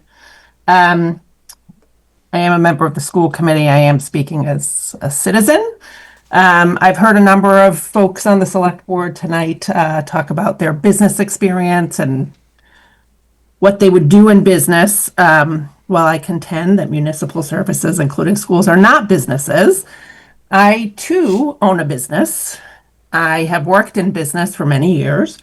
One of the things I do is manage multi-million-dollar budgets for publicly traded companies. So I kind of know how businesses invest. And the fact is that when you have a business unit like the schools that way outperforms its budget, you invest more in that business unit, not less. And you certainly don't start punishing the people who are delivering those results. Thank you. Thank you, Leora. Okay. No more hands? No, sir. All right, let's move on. Select board reports. Anybody? Do you want? I'll take your seat in a heartbeat, Craig. In a heartbeat. All right, I'll go. Charter Review Committee had its first meeting last week. There's not much to report yet, but we organized elected officers, discussed some ideas, existing ideas for charter updates, and set our meeting schedule. I also attended the Grafton Water District meeting last week. The site work at East Street is done. They're moving over to Worcester Street now. They have approval for their bond for Worcester Street. And also we'll be looking to coordinate with the town and the state's paving schedule on Route 140 in an effort to replace some of the oldest remaining water mains from the American Legion up to the Common. They're going to say the American Revolution. No, they are not from the American Revolution, but not that, yeah. That's it for me. Anybody else? Okay. Of course. Town Administrator report. To be very brief, been working on this quite a bit, running some numbers and trying to get this all buttoned up. We are in anticipation of that final letter. We got an email last week from the Army Corps of Engineers agreeing to all of our stream changes and stipulations. We need this one official document, but we have released everything else with the engineer to be ready to go. Slide that in the packet and off we go. So we're right there. I don't have a full accounting of what we saved by going through this process, but it is substantial. Substantial, a couple $100,000. We'll have a full accounting of what we think at the end. But so it dragged it on, but we saved some real dollars. That's all I have. Thank you. Anything correspondence? Anybody else wish to discuss? I had two things. There was a request for us to consider 2026 Motorcycle Safety Awareness Proclamation. Is that something the board would be interested in? Seemed easy enough. I am. You are? I got a Resident motorcycle. rider? All right. Absolutely.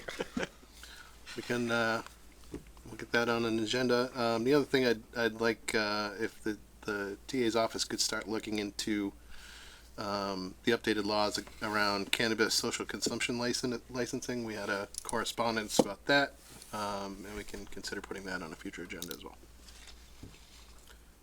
Meeting minutes. Mr. Chair, I move the board vote to approve the meeting minutes for October 9, 2018 as written. Okay, motion made and seconded. Any discussion? Hearing none, by roll call, Mr. Offen, Upton, aye. Mr. Doffney, Mr. Alamo, Alamo, aye. Ms. Foley. Fully aye. Is this yours?